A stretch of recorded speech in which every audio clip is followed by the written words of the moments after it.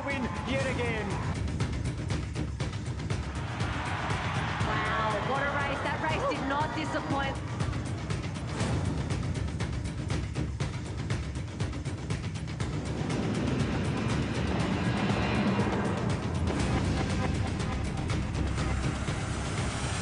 And it's a very warm welcome to Perth today of the first of the series in the Chemist Warehouse Summer Series in Australia. It's the Perth Track Classic, part of the World Athletics Continental Tour. It's a bronze meet, and we start with an action-packed program, and it's the women's 100 hurdles, and this could be something with Marschall. I'm in commentary tonight with Tamsin Manu and Mitch Dyer. Welcome to both of you. Tamsin, Marschall's been in really good form so far this season, off what was an horrific injury going back to the Olympic Games in Paris.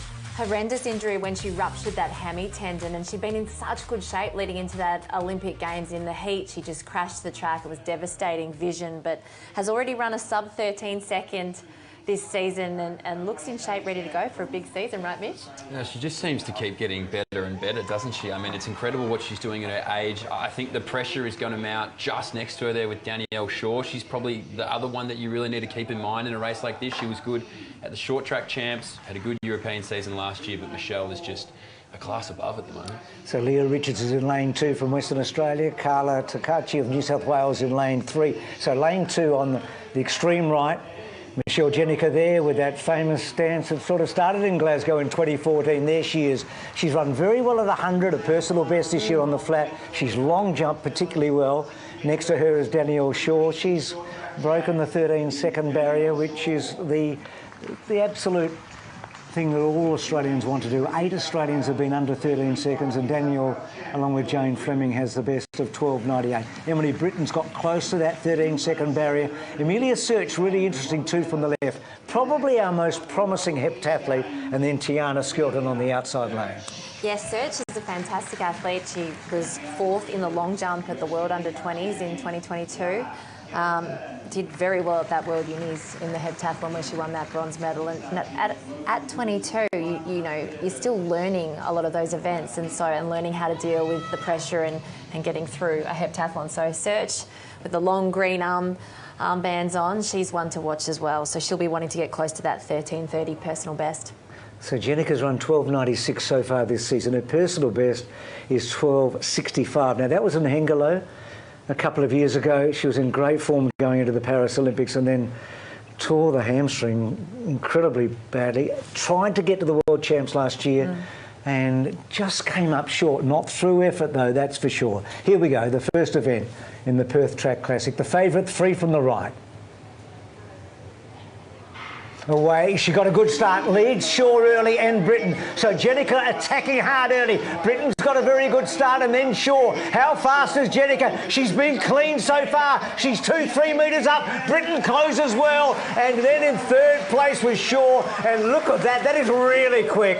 That is the fastest time we've seen in Australia, albeit it's not a long season so far, but that is super fast. It is really fast, and isn't it wonderful to see that big smile on Jenica's face?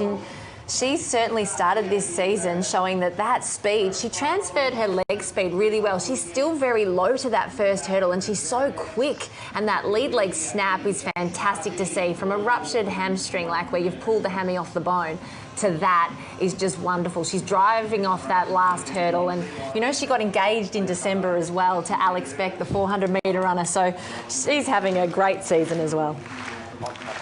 So much to look forward to, as you do at home, as we welcome you to the first event in the Chemist Warehouse Summer Series in Australia. What a year it's going to be, with great events here in our country, and then with the Commonwealth Games and the World Under-20s, and then the ultimate later this year. And Australian athletics, we know, is in a beautiful spot at the moment, both on and off the track.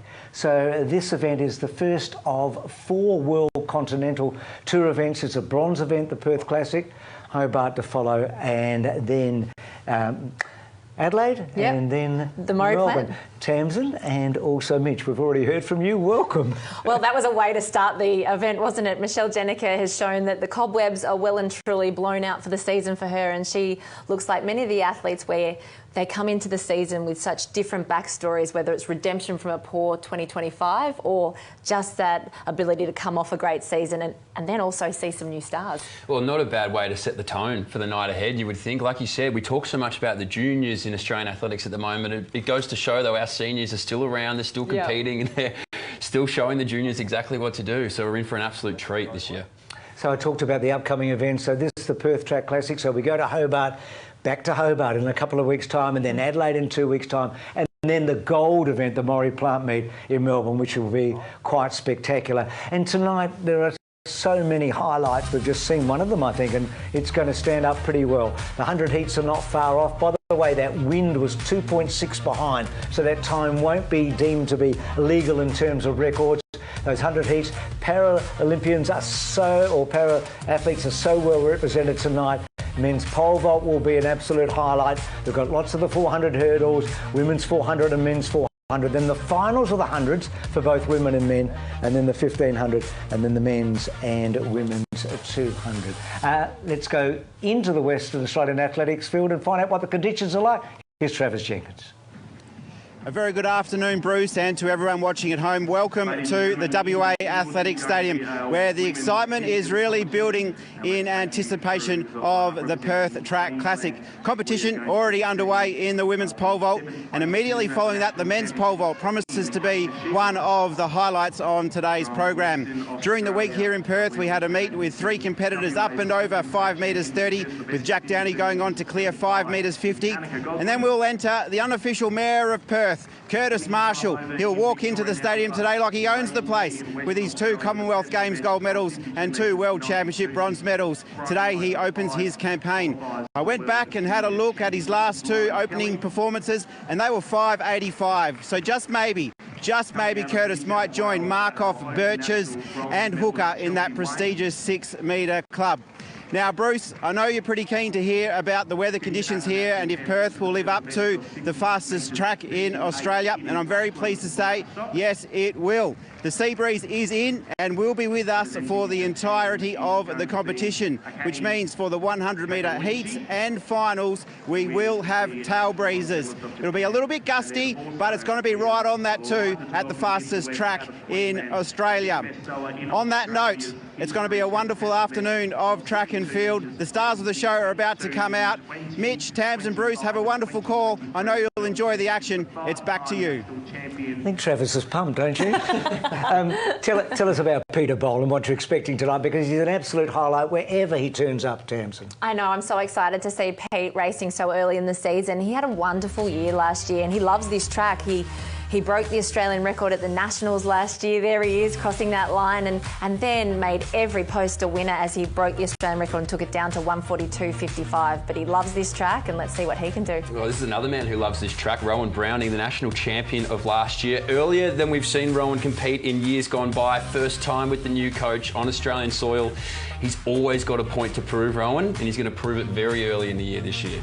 And Rhiannon Clarke, it's going to be interesting to see what sort of shape she's in. I think she'll be in great shape on her home track, and I cannot believe she's only 23 years of age. She's aiming for her 3rd Commonwealth Games, and she's already got 2 Commonwealth Games medals, so she'll be looking to have a fast track in front of her home crowd. And the Queen, she's back. She's finally back after 518 days. The defending world champ, Commonwealth Games Olympic champion is here on the track. Jumping happy, jumping healthy, that's the most important thing. But Nina Kennedy, what a sight that is. And her event's already started, hasn't it, Mitch? Because the women's pole vault began before we came on air. Tell us her progression. Look, she's come in very early for what we would typically see, Nina, but she's also coming off an 8-step approach, right? Like I said, it's been 518 days since we last saw Nina compete. You can see she's got family, friends, everybody in the crowd to watch her, but stepped in at 4:07. I don't think we'll ever see Nina Kennedy in 4:07 attached again. But she's got through in a clean sheet. She's at 4.47 right now. That may be the end of her competition. It looks like nobody else will be jumping from there. But to get through cleanly all the way through to 4:47 is strong signs. So confirmation of those results of the 100 hurdles. It won't be a legal sub-30 for Emily Britton, but it's a fantastic run. Danielle Shaw as well, but the big story is Michelle Jenica. She's in fantastic shape, Tamsin. And isn't it great to see that Michelle Jenica has come back from that devastating injury, but, you know, not just come back, she looks like she's in personal best shape. So are you saying, Mitch, a moment ago, has Nina concluded her competition? Yeah, she's done, Bruce, so she'll finish up there at 4.47. Without a failure? Or... Not a singular failure. OK, but she was happy with that.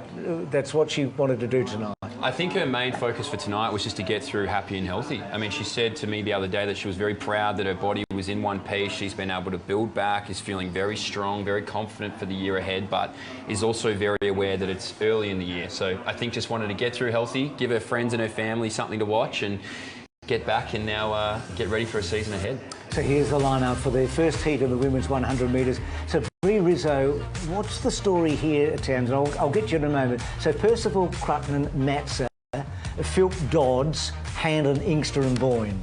Yeah, apparently Bree's out of this race because she made it to Perth, but she was in the warm-up and she's got a tight hamstring. So hopefully it's just a soreness and nothing too bad, and she's just being clever because it is early in the season. But she'll be devastated to not be out there with a nice tailwind and warm conditions. So Lauren Percival there from New South Wales. Taylor Crutton, very fine 60-metre runner, we know, WA. Olivia Matza of Queensland.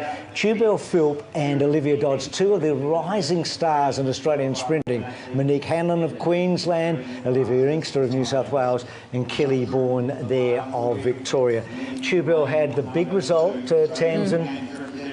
Yeah, can you believe only 17 years of age, Tubel? I think she's a big star of the future, and I think this could be one of those races where she might really stamp something down in this heat.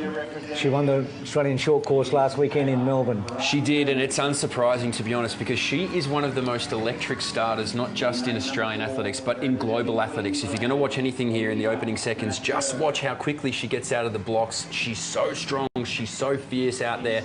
It's going to be interesting to see what she can do over this 100. So Tubel's 4 from the left. She's 17 years of age. And Olivia Dodds, who's 3 from the left, is 19. And Tamsin, she ran 7.17 for 60 metres this year. That's the 4th fastest by any Australian. Yeah, no, I think Olivia Dodds is another one to watch. She's 19 years of age, certainly a rising star, but she's run that 11.44 in Canberra. So her personal best is 11.43. So she's really close to that. So what we're going to see here, Mitch, is some fast starters. I mean, we know Philp's quick. She's got that fast 60 time. Dodds is quick, and Crutton also can get out fast. She's 2 from the right. Yeah, absolutely. And 2 of those are Western Australian products as well. So they're going to be very happy to be running this from home. And as to your point, Crutton over the 60 metres might not have had it this year, but last year was the real focal point of how fast can the Australians get over the 60. Another one is Olivia Rose Inkster from New South Wales, even wider on the track than that. She's also somebody that can compete against these fellow juniors. Inkster's flown under the radar a little bit, a beautiful mover. So I think it's a little bit of the changing the guard, the next generation that's coming through, and they really want this race to be the launch pad for a big season. And Olivia's 2 from the left, and she turned 21 on Thursday, so 2 days ago. So a coming of age, so to speak. I think 18 might be the coming of age these days, don't you? And if you think about it, well, maybe with gout and all the rest of them, it might be 14, 15, 16. Here we go, women's 100, first of the heats. Philp, Dodds, Inkster out wide. Away, clean start. Philp clearly in front of Dodds early. Dodds picks up Crutton, 2 from the right going well. And Dodds has gone straight past Philp here. And Dodds, this has to be pretty quick. Inkster gets through for second. And third, Philp, and then Crutton. Well, Dodds is, through the transition phase, was so impressive here, and whatever the time is, it's going to be legal. It's a 1.2 behind. It looked quick. It's really quick. I think she's gone through her personal best. She looks pretty happy, but what a beautiful run through all the phases of that 100 metres. At 19 years of age, her coach Lynn Foreman will be pretty rapt about that one. Let's just watch her here. She gets away pretty well. She's really short early, but she's super strong and she's pumping those arms, and her turnover is just incredible. But I love how relaxed she is through her shoulders. She's got long arms at the end.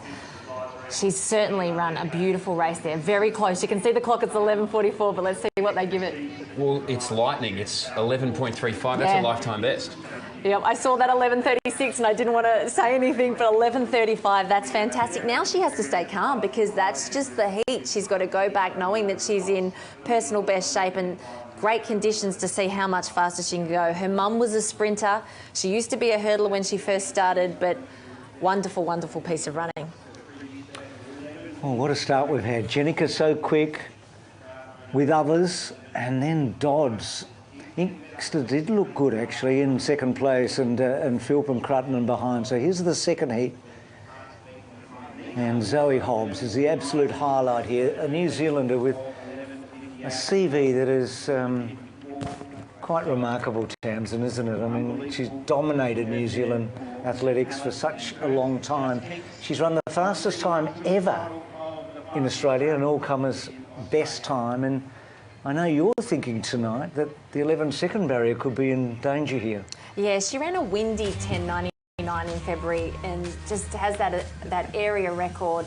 Loves racing in Australia. Dipped under 11 seconds for the first time in Sydney. So she loves running here, and Perth's such good conditions. So I think she's made this trip across because she knows that she could run super fast and she's in shape. Well, has never lost a track classic in Australia. In fact, she's only lost one individual race here since 2021. So very, very happy hunting grounds for her here. She's strong, she's fit.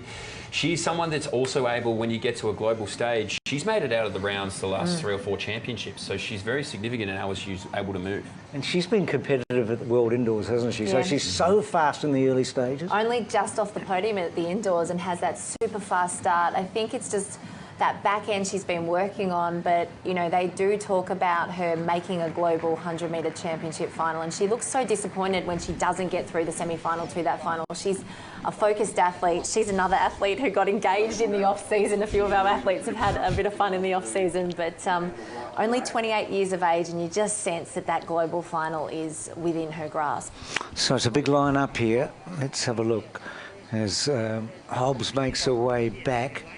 So it'll be Pickering and Hastings. Hastings had a terrific year. I'm from South Australia, and Olivia's a rising star. Ihiogay, just 14 years of age, Charlotte. She's in the third from the right here, and she's run an 11.30 windy so far this year. So somebody to watch. Ebony Lane's in good form in lane 4. She's had a fantastic 60 and a very good 100 this year. Yeah, she's got fire in her belly, doesn't she, Ebony Lane? She had a tough Olympic debut and just has a bit of a point to prove, I think, this season. Because she missed out on the relay team, didn't she? Yeah, which was a tough call. Yeah, it was unlucky because she had such a great season and she was devastated to not actually get to the track and be part of that 4 that ran the heat. So we're going from left to right here. So Matrevsky there, Johnson Matrevsky. Next to her was Manix Power, former Stall gift winner a couple of years ago. And there's Zoe Hobbs. And then Ebony Lane, the young woman you were talking about. Personal trainer in her downtime. Imagine having Ebony come to you as your personal trainer. I'd be saying, I want arms like that. And there's the 14-year-old, Charlotte Ihiogay, just 14 years of age. And then Olivia Hastings and Bronte Pickering of New South Wales. So Hobbs here, and then who do we look for, Tamsin, behind Hobbs, do you think? Oh, I still think Chloe Mannix Power. She has made that transition from the sand to the professional circuit success, and I think last year was a real eye-opener. We saw what she was capable of on the track. So she's in the black strip here. You can see her on the left there. She'll be 4 from the left. Big field here, 10 to go in the second heat. Fastest time in Australia so far this season, 11.16 by the young Queenslander, Zara Hagan. We've just seen Olivia Dodds run a personal best of 11.35. Can Zoe Hobbs here go under 11 seconds? Away, she got a good start, but so did Ihiogay next to her, but Hobbs clearly in front. Lane up there with her so far. Hobbs and Lane right there at the moment. Oh, gee, that's a great run, and Lane has dipped her over, and that time is so fast. That is quite remarkable here. Wow. So it's 2.4, so it won't be legal. So have a look at this. Ebony Lane out fast on Zoe Hobbs. So that's 4 from the right versus 5 from the right. Ebony Lane just had an incredible drive phase. She really pushed from the blocks, and I think she shocked Zoe Hobbs, but she held her form wonderfully through that middle phase, and the finish from Ebony Lane is the best I have ever seen. She has certainly had that fire in her belly and used it that was a wonderful run. Mitch, when's the last time Zoe's been beaten in Australia, did you say? Yeah, well, I think I gave her the Moz, Bruce. I mean, that was incredible. So Ebony Lane here, just over Zoe Hobbs. Look at the 14-year-old. 11.18 it is with 2.5. Look at the 14-year-old. Isn't it? The 14-year-old in third place? Yeah, she's run 11.29 as well. She's an extraordinary talent. She's so raw. A junior under 1500, 200 champion. That was wonderful. She wasn't overawed by the company she was keeping. I think that Ebony Lane just really put so much pressure on Zoe then that she was shocked, and it looked like she was shocked. She tensed up a little bit through the middle phases. I think she thought that she would be able to overcome Ebony in those middle stages a lot easier. But that was an interesting race, and it really puts up a good final race, doesn't it? Oh, it definitely does. I feel like that's something that Ebony Lane has really needed. You know, a run like that, it's significant in terms of time, but to take down someone like Zoe Hobbs, and also when you have that pressure, you get out of that gun early. I think the fault for Ebony Lane has been just not being able to hold the back end of that 100. Just made that look so strong. Impressive. I think Nina Kennedy's with us right now. Nina, I hope you can hear us. Well done tonight. It is so good to see you back. You must have been nervous tonight, Nina. Hey, Bruce. Hey, everyone. Yeah, I was like so nervous. But look, my friends went there, my family was there, everyone was there. So yeah, I just tried to do my job, and yeah, I did that tonight. We've seen that you've stopped at 4:47, but you looked so good through the phases. Can you just tell us a little bit about the experience and how you're feeling right now? Yeah, of course. I just wanted to come out and win, and I got a clear scorecard. I got a personal best off that many steps. And I think we're running a little bit behind in the program, so the officials were kind of like, can we maybe wrap it up? And I was really happy to. I was going to wrap it up anyway, so yeah. When do we see you next, Nina? We're going to go to the Murray plant, and the Mole twins are going to come over, and that will be a really good test. I'll be off a bit of a longer run-up, and then Nationals, and then back to the Diamond League circuit, which I've missed a lot. Well, we've missed you. You're a remarkable athlete. You're a superstar of Australian sport. It is so good to have you back, Nina. Oh, I've missed you guys so much. Thank you.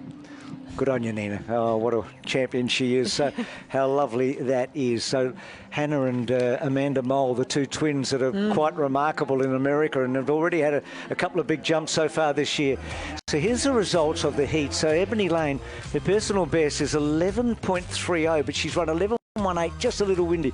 Zoe Hobbs and then Charlotte Ihoge. That is remarkable. And then Olivia Dodds. So they've combined the two together. So you'll notice that in the first heat, their personal best. So look at those personal bests for Dodds and Hanlon, and for Tubal, that's a seasonal best for her. So the final will be absolutely fascinating after what we have seen. We've seen one big upset already tonight. Well, you talked about Rowan Browning, Mitch, a moment ago. Here he is in lane 3. Yeah, he really commands the eyes, doesn't he, Rowan Browning? Look at him. He's there. He's a man with a purpose. And we mentioned it a little earlier. He has had the change of coach. He's now moved across to his old mate, Jacko, which is becoming a bit of a trend in Australian athletics. We've actually seen 3 athletes move across to their friends coaching them. But he's got a world of confidence about him at the moment this year, Rowan. He's been very happy with the way his training's been going from what I hear. And I'm excited to see what he can do here early. I think when you're at 28 years of age and you're an athlete like Rowan Browning, you start to know your body and know what you need so much. And so it comes a little bit about that fun side too. You want to be more relaxed and you want to go to training. You still want to find that enjoyment out of it, because a track's a track, and, you know, year after year you sort of feel like you're not doing the same thing, but it's still, you have to do pre-season, you do your athletics summer series, and you go overseas. So I think it's a good move sometimes when an athlete's feeling a little bit at the point where they need to make that change. And Rowan's had a great year last year, and let's see what he's got here. So the key runners here are Browning, 3 from the right. Young Joshua John alongside him is 18 years of age. He's a rising star. Chris Hughes, we know, part of that 4x1 relay team that wrote the record. Ben Kelly, watch him, 3 from the left. He's broken through this year. Prince Jackson, who's really impressed the relay squads. But Browning, I think he might have a real crack here and take advantage of these conditions. Start always important. First heat of the men's 100. The favourite, 3 from the right. away. He got out well, Browning. He leads Bond early, and John and Ayus going fast as Ayus, but Browning picking up, hasn't quite got to Bond. In fact, drops away at the end, and Ayus has come through. That is a really big surprise. Boy, oh boy, what's happening in Perth tonight? So Chris Ayus, and that's going to be legal, whatever it is, because there's 1.3 behind them.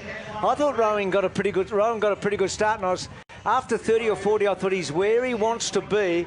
And then suddenly the whole race changed. It did. I think Rowan got a good reaction. His first 5 metres were good, but then he had a sidestep a little bit where he dropped his hips a bit, and then it sort of threw him.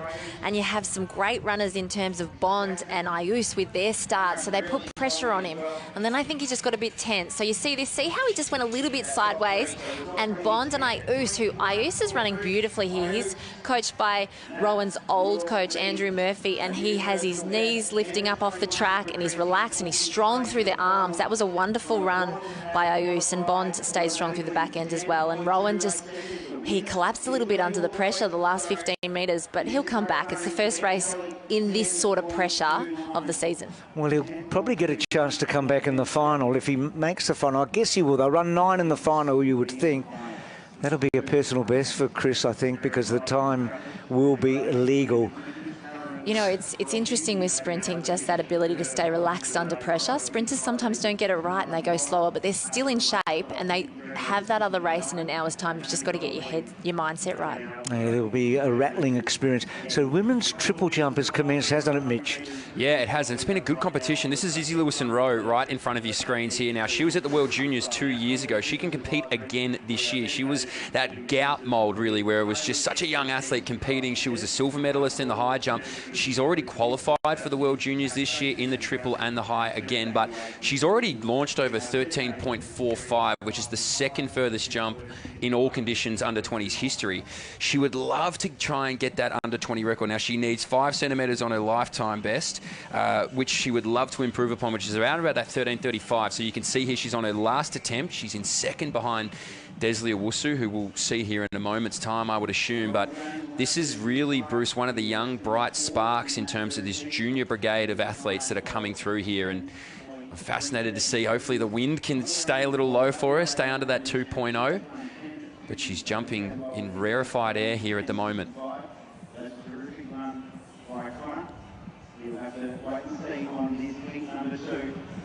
Look clean on the board. That's a good jump. So, as I said, 5th round attempt here for Lewis-Rowe, who's second on the count back at the moment, but just such a talented athlete. She's coached by her mum, and they're doing clearly a great job out there. And has cleared 195 in the high jump already this season. Better known as a high jumper than a triple jumper. So, what a heptathlete she might turn out to be if she wants to be. But she really is one of the biggest stars in Australian athletics. So heat 2 of the men's 100, as we're sort of collecting ourselves here, aren't we, after what we've seen in the 100 so far. If somebody told us that Zoe Hobbs would not win her heat and that Rowan Browning wouldn't finish in the first 3 in his heat, I reckon you'd go and buy a lottery ticket and think, no, that things are not right. Lucas Schmidt here of South Australia, Maroon Wissensinger of Sri Lanka. Alex Colgan, really interested to see him in lane number 4. He's 3 from the right. Josh Ozapati, of course, who ran so brilliantly in Perth last year at the Nationals when he ran 10.09. Jacob Despard, the veteran from Tasmania.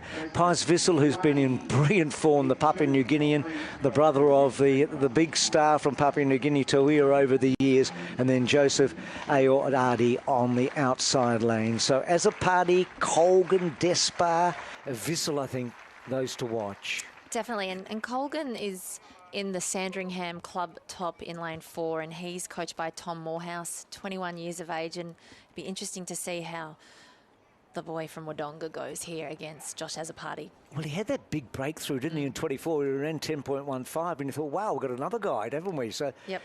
Then he's been injured. Let's see what he can do. He's 3 from the right. Ozapati right in the centre there. And then Despard. Whistle will be out fast, 2 from the left.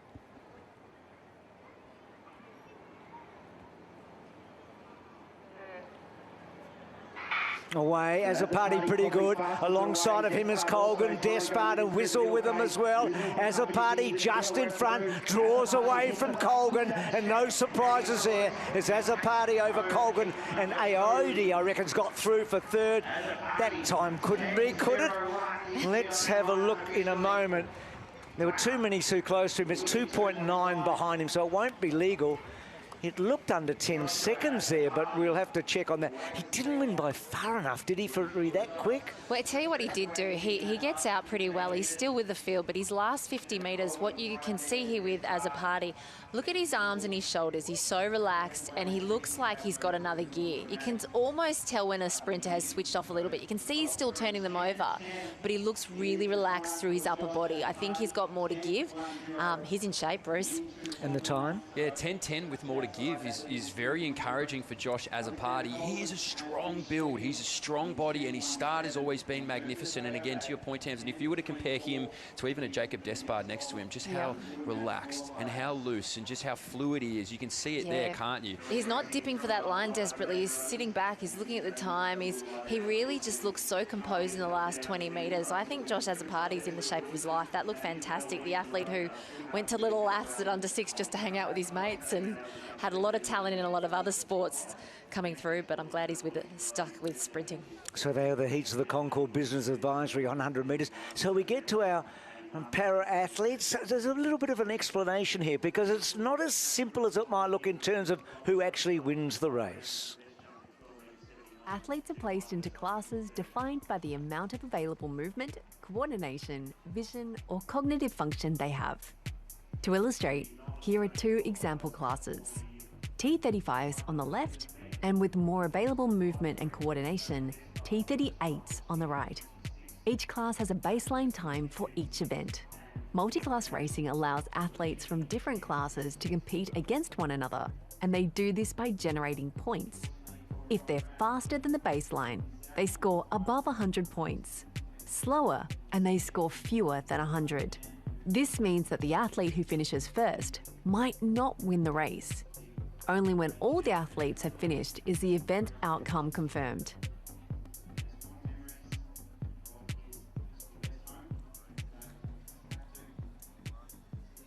So that certainly puts us in the picture, doesn't it? We've got some incredible para-sprinters and para-athletes. Of course, they have their Paralympics usually about 2 weeks after the Summer Olympics, the able-bodied Olympics, each 4 years. But this year, Tamsin in particular, is very special because of the Commonwealth Games and the integration of the Commonwealth Games with both the able-bodied and the para. Yeah, and the athletes love the Commonwealth Games for that reason as well. You know, they have the opportunity to be sharing the track with these athletes, and Rhiannon Clarke, the athlete in lane 6, is possibly one of the ones, the stars to watch after she burst onto the scene for Commonwealth Games as a teenager in 2018 at Gold Coast and won a medal. And who can forget her running around doing a victory lap and big smile on her face, and then went to Birmingham, won another medal. So she, at the age of 23, will be looking to come to Glasgow again for another Commonwealth Games. Ella Party we know so well, don't we? She's been around for quite a while, the veteran now, and she's on the outside lane. She's such a star, Ella. She's been to the Paralympics on 3 occasions and 3 Commonwealth Games. Layla Sharp is 18. We've got some youngsters here, including a 14-year-old out in lane number 10.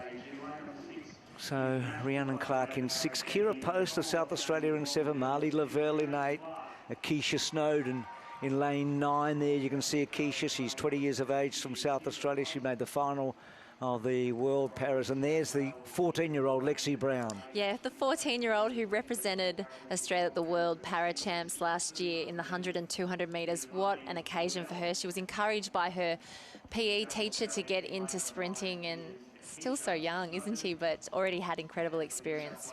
So from the right, it's Party Sharp, Britton, Millard, Clarke.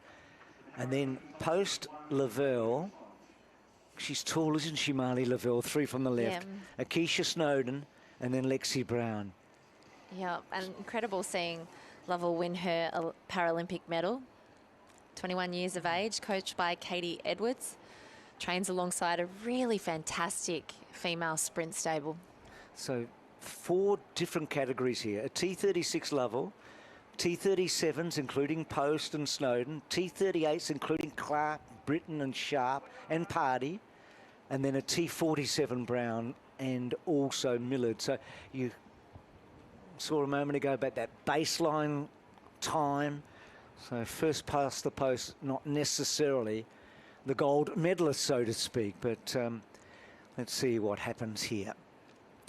Party, Sharp, Britton, Millard, Clarke, right in the middle. Post, Lovell, Snowden and Brown. So away. So Clarke got a very good start. So Party's on the right. Clarke looks to be in front. Sharp 2 from the right. And Rhiannon Clarke with Ella Party. There's not going to be much between them. Ella and Rhiannon coming to the line now. Clarke coming away over Party. And Brown, I think the 14-year-old out wide. And that time will get officially shortly. But it was a great battle. It was a wind-assisted. Rhiannon looks, as she always does after a race, thrilled to bits. Yeah, that beautiful smile on Clarke that we've gotten so used to over the years. But it's a sight that we've seen so often with Party and Clarke having great battles down the 100-metre track. Clarke has done some work over the 400 metres, which I think puts her in good stead. It just depends where their training phases are at. And you know it's a long season, but you can see that Clarke really works hard to that line, but I thought Ella Party had a fantastic race from the inside there as well. She used the long stride that she's got and definitely had a fantastic race. Clarke will be pretty happy with that, though, I think, so early in the season. It's wind assisted, but it's 12.89, which is not far outside her personal best. She's going to be very happy with that. So it's a long season, we know that, but she's made the best possible start. Absolutely she has, and to your point there, Tamsin, she didn't get it her own way really the entirety of that 100 metres. I mean, she would have looked up to Ella Party for so long, and now they would have spent so much time together, and to still be competing off against each other. They're the two oldest in the field. Can you believe that? At 23, Rhiannon Clarke, to your point of her Com Games, she's one of the older competitors now. And Rhiannon's just joining us now. I hope you can hear us, Rhiannon. That was a fantastic run. Well done. Thank you. Yeah, I'm pretty happy with it. It's nice to go sub 13. Yeah, that race was very interesting. It was great to have Ella push me along, and yeah, I'm so excited to be out here, especially with the crowd. That was really amazing. Well, it's your home crowd in so many ways, isn't it, Rhiannon? Yes, it definitely is. There's a bunch of kids out there that I coach in the crowd, and I could hear them all cheering, so it really means a lot to me. Especially also having my family here is pretty incredible. Just tell us, what are your goals through this summer series and then for the rest of the year? Yeah, this summer series, I want to see how fast I can go. We're taking it a bit different because, of course, Com Games is in July, so we're going to see how it goes if I keep kind of training through it and just see how I run, because the end goal is, of course, Commonwealth Games. I'm really excited for the 1 and the 2. Hopefully I get selected, of course, but it's going to be amazing games. I've got a silver and a bronze Com Games medal, so only missing one, so I have to go see what I can do. Well, that would mean a lot to you and a lot to all of us. You've made the best start. Well done. Thank you. Terrific. What a delightful young woman she is. I love that she mentioned that. I didn't want to say she'll be going for that elusive gold medal, especially after Scotty James this morning, but I was like, because it's fantastic to have 2 medals already, but that was a wonderful run, and as she said, she is training through. So to run a sub 13 second while still doing that heavy training, oh, how fast can she go this season? And then we see those percentages, so that's the official result. So Ella's had a great run as well, hasn't she? She's pushed it all the way. And because of the baseline, Marley Lovell moves up into 3rd place. So we think Rowan Browning might have missed the final of the 100. So let's go to the men's pole vault, and here's a familiar face, isn't it, Mitch? It is King Kurt. He's back. I was about to say he's happy, but I don't know if I've ever seen Kurtis not happy or having a gag or, you know, having a good time. But look, he has told me that he has had one of the cleanest 3 to 4 month runs of training since the Tokyo Games, obviously where he picked up his 2nd World Championship bronze. Can you believe this? He was 7 times last year over 590, 7 times over it. His rounds at the World Championships was some of the best vaulting he's ever done in his life. And he's made a change in coaching as well. No longer with Peter Burgess. He's now with Declan Carruthers, which is a big change. And don't worry about that vision. They're only warming up. It's not a floppy pole all the time. Well, he gets over the top. Declan, of course, was a great training partner, competitor Kurtis's for so long. They're such great mates. Again, another athlete who's gone to a friend, as we were talking about before with Rowan Browning. He'll be good for his social medias, yes, right? Yes, exactly. Well, he's been his videographer, photographer for the last 2 years. So here are those official results from earlier tonight. So as a party, Colgan Ayuso, that was a personal best because of the wind reading allowed that to happen. He was very, very impressive.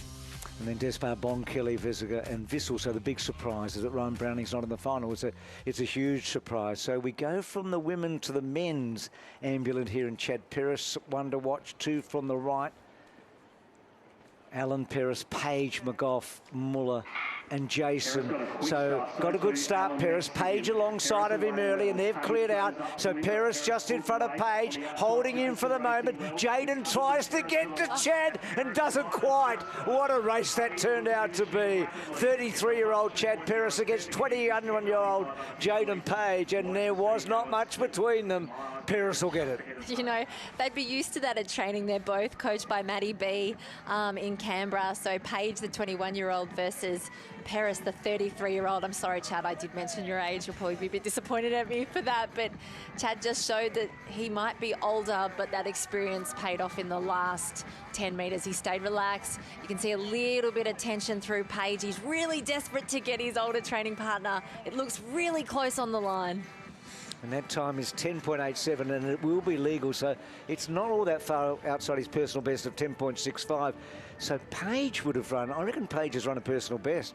He was 10.95, so he's around about that 10.87 Page, is he? So he's run a personal best there, guys. Well, they've hit the tape together. Look at this. Oh, geez, that a dead Look heat. how close it is. Now, how confident are you there? Maybe, look at that. I thought it was Chad off the naked eye, but that does look really close. You sort of can just see a little bit of Chad on the... I think he's won it by 1/1000th. That comes down to the bench press, that. How big can you get the pecs out there? I feel like Chad will tell him about that as well. We just told us 3/1000ths of a second between the two of them, and Chad, that bench press has come in handy. That's a good eye, Bruce. So Jaden Page there. So look, we're off to a flying start. There have been some incredibly quick runs, some really big upsets. Nina Kennedy, oh so happy. Kurtis Marschall not far away. Stay with us from the Perth Track Classic, the first in the Chemist Warehouse Summer Series here in Australia this 2026 season.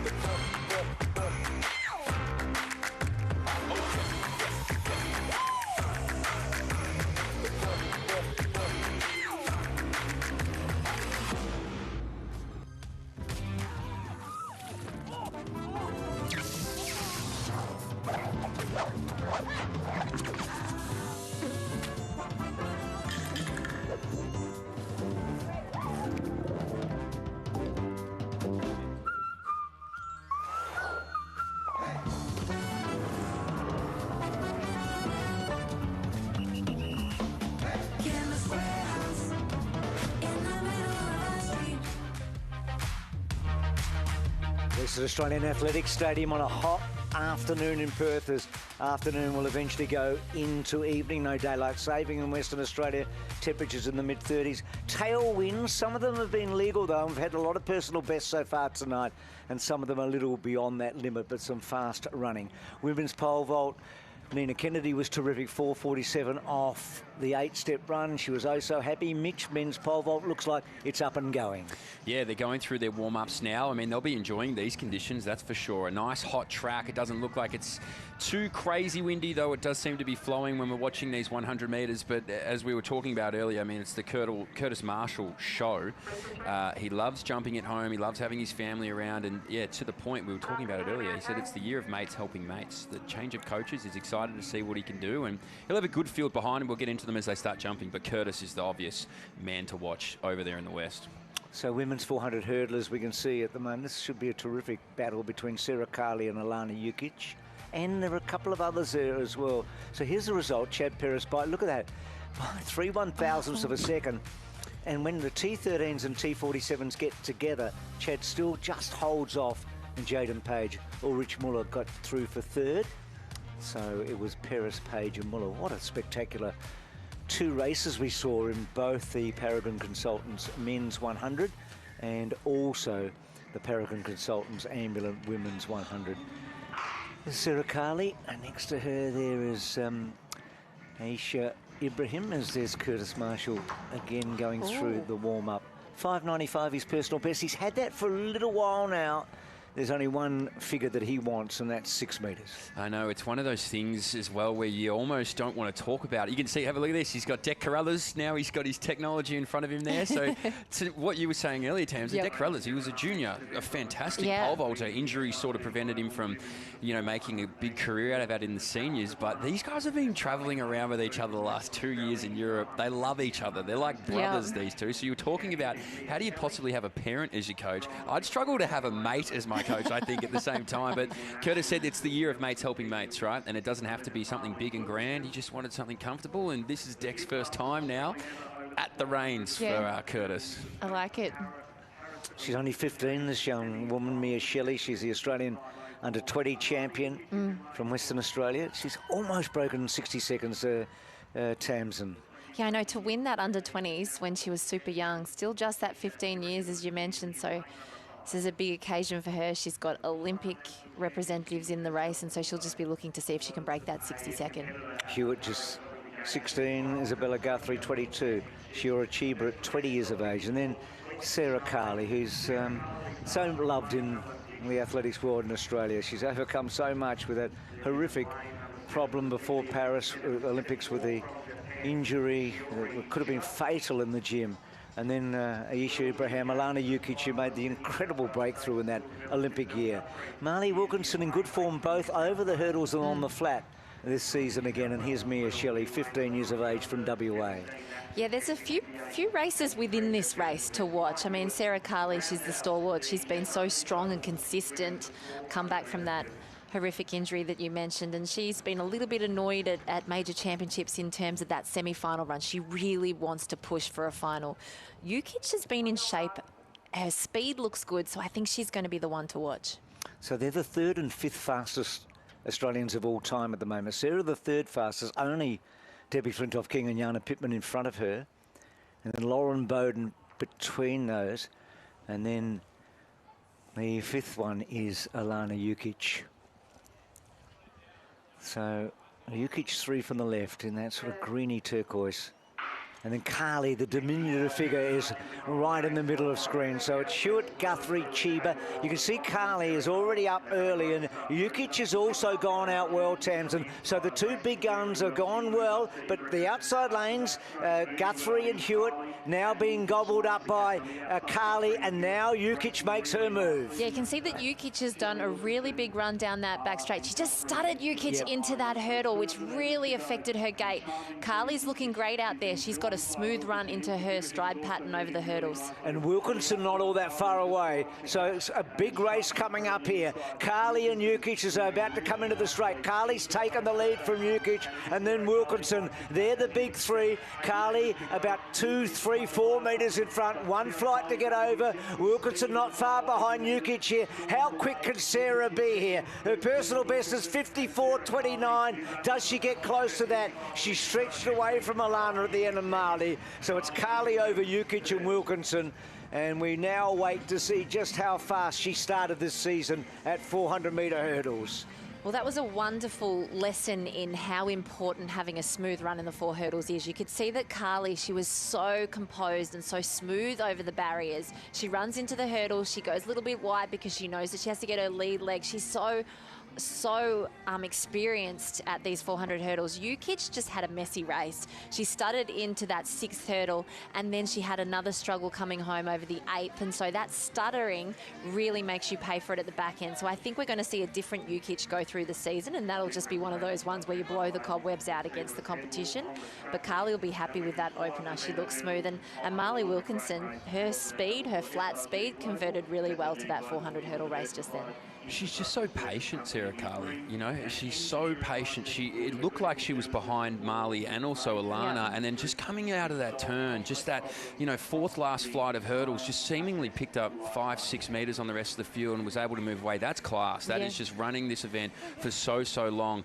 And to your point, the two behind just looked like they were fighting a little bit here in that 400 hurdles. So, Mitch, we saw the youngster a moment ago in the triple jump, and here she is. Is this her final attempt? This is her final attempt here, Bruce. So was equal with Desley Owusu, who's been a multiple-time national champion, but this is Izzy Lewis-and-Rowe. If you want a name to watch coming out of the juniors, this is one. Just long bounds and got herself out to win the competition over there in Perth. Gets it by 2 centimetres over the top of Desley Owusu. So 13.47 improves her all-comers #2 all-time under-20s there for an Australian athlete, but is just such a class athlete. To your point, this isn't her pet event. We saw her over the high jump earlier in the year at the World Juniors.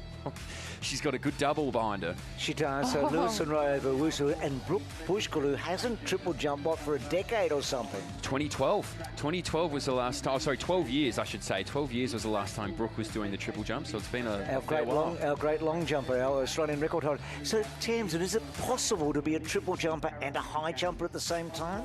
Do you know, it's one of the two events in field that does correlate so well. We've often seen somebody who's been a high jumper then go back into triple jump. Patrina Price was an athlete who did it. I mean, she had an Achilles injury that sort of forced her hand, but they do correlate really well. Bizarrely enough, like the 110-metre men's hurdles, 200-metre running correlates quite well. It's kind of strange, but you can understand it in the high jump and the triple jump, that importance of the spring in your legs and getting that distance, and it's just one's vertical, one's horizontal, you know. So, but yeah, they do correlate quite well. So 55.36 is that time for Sarah Carley, which is a meet record. So it's about a second outside of her personal best. It's a good run to start. It's a really good run to start. Here's Pete Bol, not too far away. He goes in the 800 metres tonight, the Steiny Prize Paganin 800 metres. And Tamsin, you mentioned the last time he was in Perth, he actually broke an Australian record, didn't he? Around 1:43.79. Yeah, and it was an incredible race. He just looked so composed, and a lot of people wrote Pete off over the last couple of years, and he's come back with a vengeance. He was fantastic last year.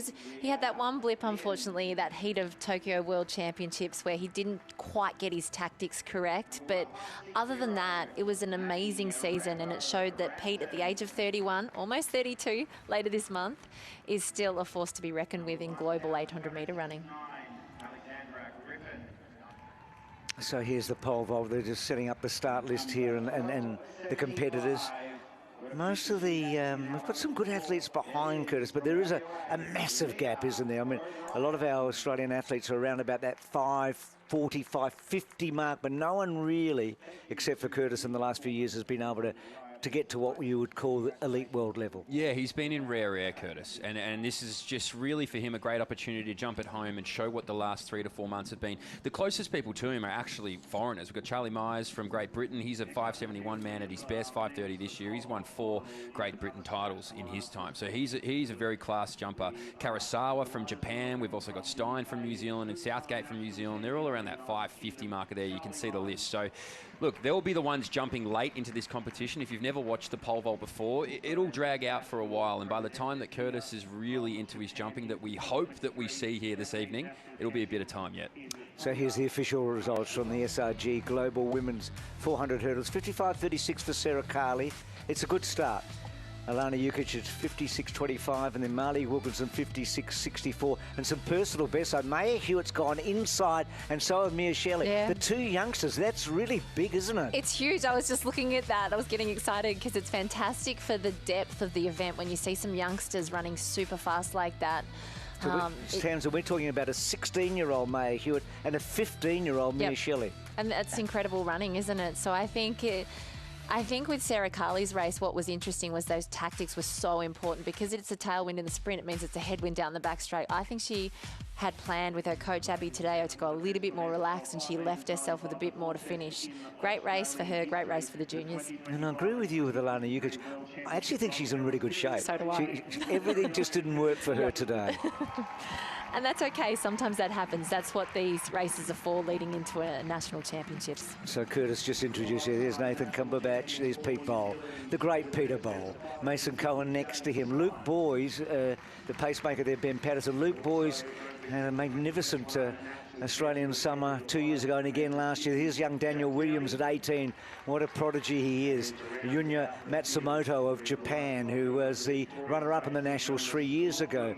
Tianan is a Kroken. How do you say that, Mitch? Do you know Kroken? Do you know him? I think it's Kroken. Kroken, Makoto Kaneko of Japan, and then Bob Abdul-Rahim, who had a really big breakthrough last weekend at the Victoria Milers. He was special, wasn't he? He's also coached there by Justin Rinaldi, so him and Pete, they're attached at the hip, but he was so strong. You go back and watch that film, and he decimated that field. Such a young talent on the rise. He's strong. He negative splitted it quite significantly. Went 53.9 through the first lap, then 52.5. That's strength for an 18-year-old. Now, Justin Rinaldi, there's Bob. Justin Rinaldi coaches quite a lot of the athletes in this race. He's got such an incredible squad that he has assembled. It's like Chris Waller in the Apollo Stakes today at three-quarters of the field. Every horse in the race. He's hedged his bets pretty nicely, hasn't he? So what do we expect from Pete here tonight? I mean, Boys and Williams, Boys particularly, is a formidable opponent. So Pete's got to take care of Luke to start with, doesn't he? He does. I think the wonderful thing about Boys is the fact that he's not afraid to take it and make it fast, and that's what we want to have in the race like this. We want to see, we want to see a fast time as well as some decent races from not just Pete but for the field, especially starting the season. It's a nerve-wracking one for the 800. I feel like Pete standing on the start line, that first race for the season, you have some real nerves that include hoping that you make the distance. And this is the first really serious 800 for the season, isn't it? Because Bob's got the fastest time of 1:46.48. Yeah. But look, if they're not 1:45 here, at least we're going to be disappointed tonight, aren't we? Yeah, absolutely. And I think you can expect to see that tonight. I mean, I do feel like it's a really good point that someone like Luke Boys has nothing to lose when it comes to a race like this. So what does Ben Patterson have to take them through one lap, do you think, to give them a 1:45 chance? I reckon about 50. Okay, let's have a look and see what Ben can do here. So his fastest time is 49.26, so he's going to be on his limit. So let's see how Pete does this as well. And again with Luke Boys, Daniel Williams, tallish, young 18-year-old from New South Wales. So Bol, who's got some good pace with, and there's Bob getting up on the inside, Abdul Rahim. We saw Bol run a very good relay last weekend over 400 tams, and so his pace is good. And unfortunately, this pacemaker is not quite working, is it? Well, the thing is, Pete has got the experience and that Australian record, so I actually think that he's got to the front and he's controlled it and slowed it down a little bit. So the others really respect him and they've just sat behind him. So Pete's controlling this race. He didn't want to run as fast, and that's that nerves that get into your head before an 800-metre race, the first one of the season, that you're just not quite sure what shape you're in until you hit the track. Well, all the big hitters are out in front, but look at Bob Abdelrahman. He's just right in, tucked on the rail, right behind his training partner. He says, when you're ready to rip, I'm ready to go. Yeah, he's well placed, isn't he? So Luke Boys and Daniel Williams, 4th and 5th at the moment, aren't they? And is that Cohen up in second place? No, it's the Boys in second place, so Williams. So there's now Bob out after Pete Bol. So Pete Bol and Bob Abdulrahman. Now, wouldn't Bob like to take Pete here? He would, but Pol's like nice and smooth runner. He looks quite comfortable here. He's really working his arms. You can see that Abdulrahman is right on his shoulder. He hasn't dropped him yet, but Pete's usually pretty strong at the end of an 800 metres, so he just needs to open up and stay relaxed, and it looks like he's doing that. He's stretching away a little, but the young 19-year-old's hanging on to him well, but it's going to be Bol coming home a winner over Bob Abdulrahman. So Pete Bol celebrates with a win, and Bob in second place. Ooh. I don't think it was that fast, because it's... was it a 50? Because they didn't go through quickly. No, he went through at 50.4. That was the pacer, so I reckon he would have been closer to 51 mid. So if he's come home that fast, it'll be incredible. Look at that embrace there, though. How good's that? So look at this youngster just riding off the coattails of Peter Bol into the final 100 metres. Unfortunately, Daniel Williams has chewed out the back. He was gone at 200. Kroken and then Boys behind, but it was a race in two. This is Pete's bread and butter. The pull away in the final 70 metres just stretches this field out. Bob trying, but the celebration's back, and Pete sees 143. He would be stoked. Well, 147.26 up there, so it is 143. We've told us 1:43.89 and Bob at 1:44.27. Now, this is... So off that first lap, the way that he sat back off the pacer and he's done most of the work there, that's an incredible first run from Pete Bol. What you can see in that last 100 metres, the way he still has good knee lift in the last 40 metres of an 800 metre at that pace and off that first lap speed, when you've done most of the work because the pacer was still 10 metres in front. This is an exciting thing to see. And Bob was fantastic as well. So that was incredible racing for Pete Bol. First race of the season, 1:43 seconds. His training partner in second in a 1:44. That's moving. So Bob's not that far off Peyton Craig's Australian junior record, is he? Not far at all. Second fastest ever under 20. So here are the results. Gee, I'd like to recall that. I would have got a lot more excited. That is quite remarkable. Play the tape again. Pete Bol at 1:43.89. This is going to be a ripple around the world tonight because that is a great opener. And then Bob Abdulrahman has run 1:44.27. He's just taken 2.1 something off his personal best. Tianan Croken gets a seasonal best of 1:44.53, the Brit. And then Luke Boyce starts the season with a 1:45.16. Cumberbatch of Trinidad and Tobago at 1:45.64. And then that is quite remarkable. And Pete, you are with us right now. Pete, I don't know if you can hear us, mate. It's Bruce Townsend and also Mitch. Pete, we weren't sure of the time at the end, but we're just flabbergasted by how fast it is. It was quite remarkable. Silver medalist, it is Hamish Peacock. Yeah, I was probably the most relaxed and we're just having fun with it. First race of the season.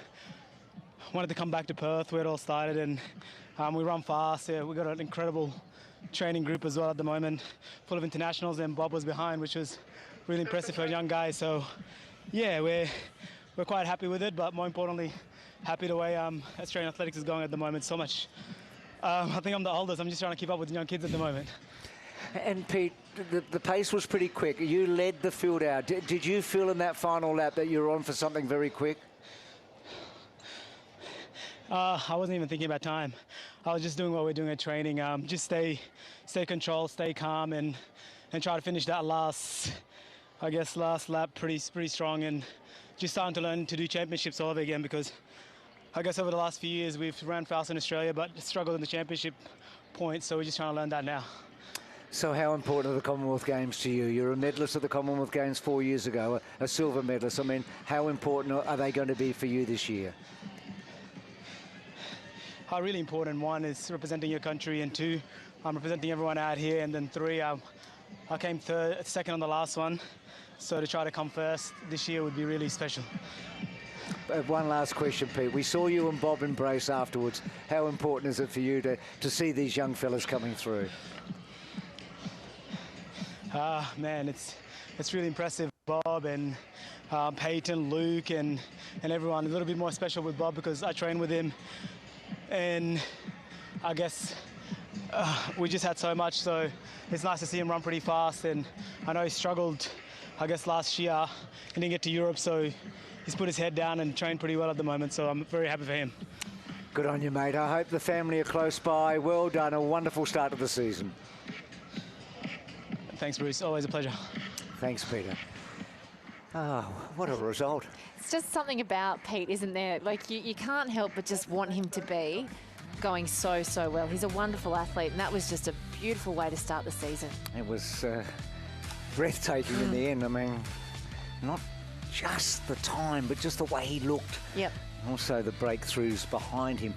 Good field this for the women's 400. A real battle, I think. Ellie Beer has been clearly the best in Australia for a little while, and she's only 23 years of age, but I think she might have a contender here, that Gemma Pollard, that may make things more than a little interesting tonight. Yeah, I think this is, I know, Mitch, you were very excited about this race. It's kind of wide open a little bit, the women's 400 metres, because Ellie Beer and Carla Bull, who trained together, fantastic runners. Carla had a breakthrough season last year. Ellie Beer, I thought she was brilliant through the summer series and really showed that she's a quality athlete and is desperate for that sub 51. But Gemma Pollard's the athlete who's been showing that she's in shape this season and ready to go. She's been so strong to start this 2026. Obviously, won in the ACT with that 52.18, and even just the way that she runs. She's run here before in Perth and won national title. She'll be very familiar and very happy to be out here, but she's in that relay pool. You know, she's had that international experience now. She's really been able to benefit off these women around her, and I fully anticipate that is going to be the athlete that makes Ellie Beer just a little bit nervous to open up her season. So Angel Turner, 21, and then Alexia Lazou of Victoria, who's had a good season. Ellie Beer is 3 from the right. She always goes out hard, doesn't she? She sets the first couple of 100 metres up and then hangs on. And then Gemma Pollard, Amelia Rowe, who can close quickly late, and then Carla Bol with that high speed of hers, and then Neve Walsh. Yeah, I mean, it's still surprising to think that Ellie Beer is only 23 years of age, right? 2 times Olympics. You feel like she's grown up in front of us because we first saw her as this raw teenager giving wonderful interviews, just a breath of fresh air. And then she wears her heart on her sleeve. I know, Mitch, you've been lucky enough to interview her on the world stage after championships, and she doesn't shy away from how she's feeling. She certainly shows us all. She gives that glimpse into the heartbreak of when a race doesn't go well and the highs of when the race goes amazing. Oh, it is one of the most fun interviews and people you could talk to in global athletics, Ellie Beer. The beauty of it as well is you never know which direction it's quite going to go. Yep. So you just have to really hold on for the ride, which I imagine is what these athletes experience in the first 200 metres. But you're right, this tempo is going to be set quick. And when you're an athlete that is aware of what is out ahead of you, you can make plans around that. How close do you want to be? How much room do you spot? And then just rip the last final 200. So what about the lane draw, Tamsin? Beer outside, Pollard outside, Rowe outside, Bol. Bol's in a fairly cramped lane, isn't she? It is lane 3, it's not lane 2. Is that a good draw for Beer, the fact that she won't see Pollard, she won't see Rowe, she won't see Bol? She won't like it for her first race of the season because it'll add to the nerves, but it's possibly good for her because she'll run a little bit scared and it'll end up being a fast race because of it. This could be very quick, and I think it could be very, very, very tense late in this race. Let's see what happens.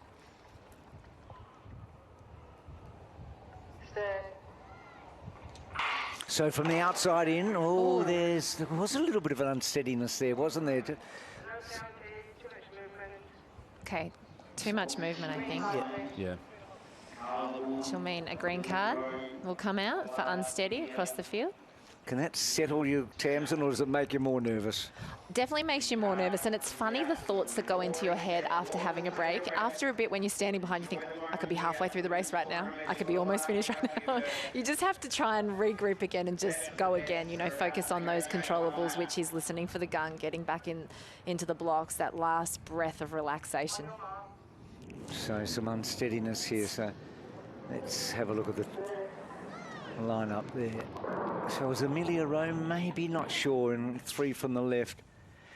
When they walk back, you can see just how tall Ellie is. She's an imposing figure, isn't she? She looks super fit for the start of the season. They're all super fit, I know that, but she looks in great shape.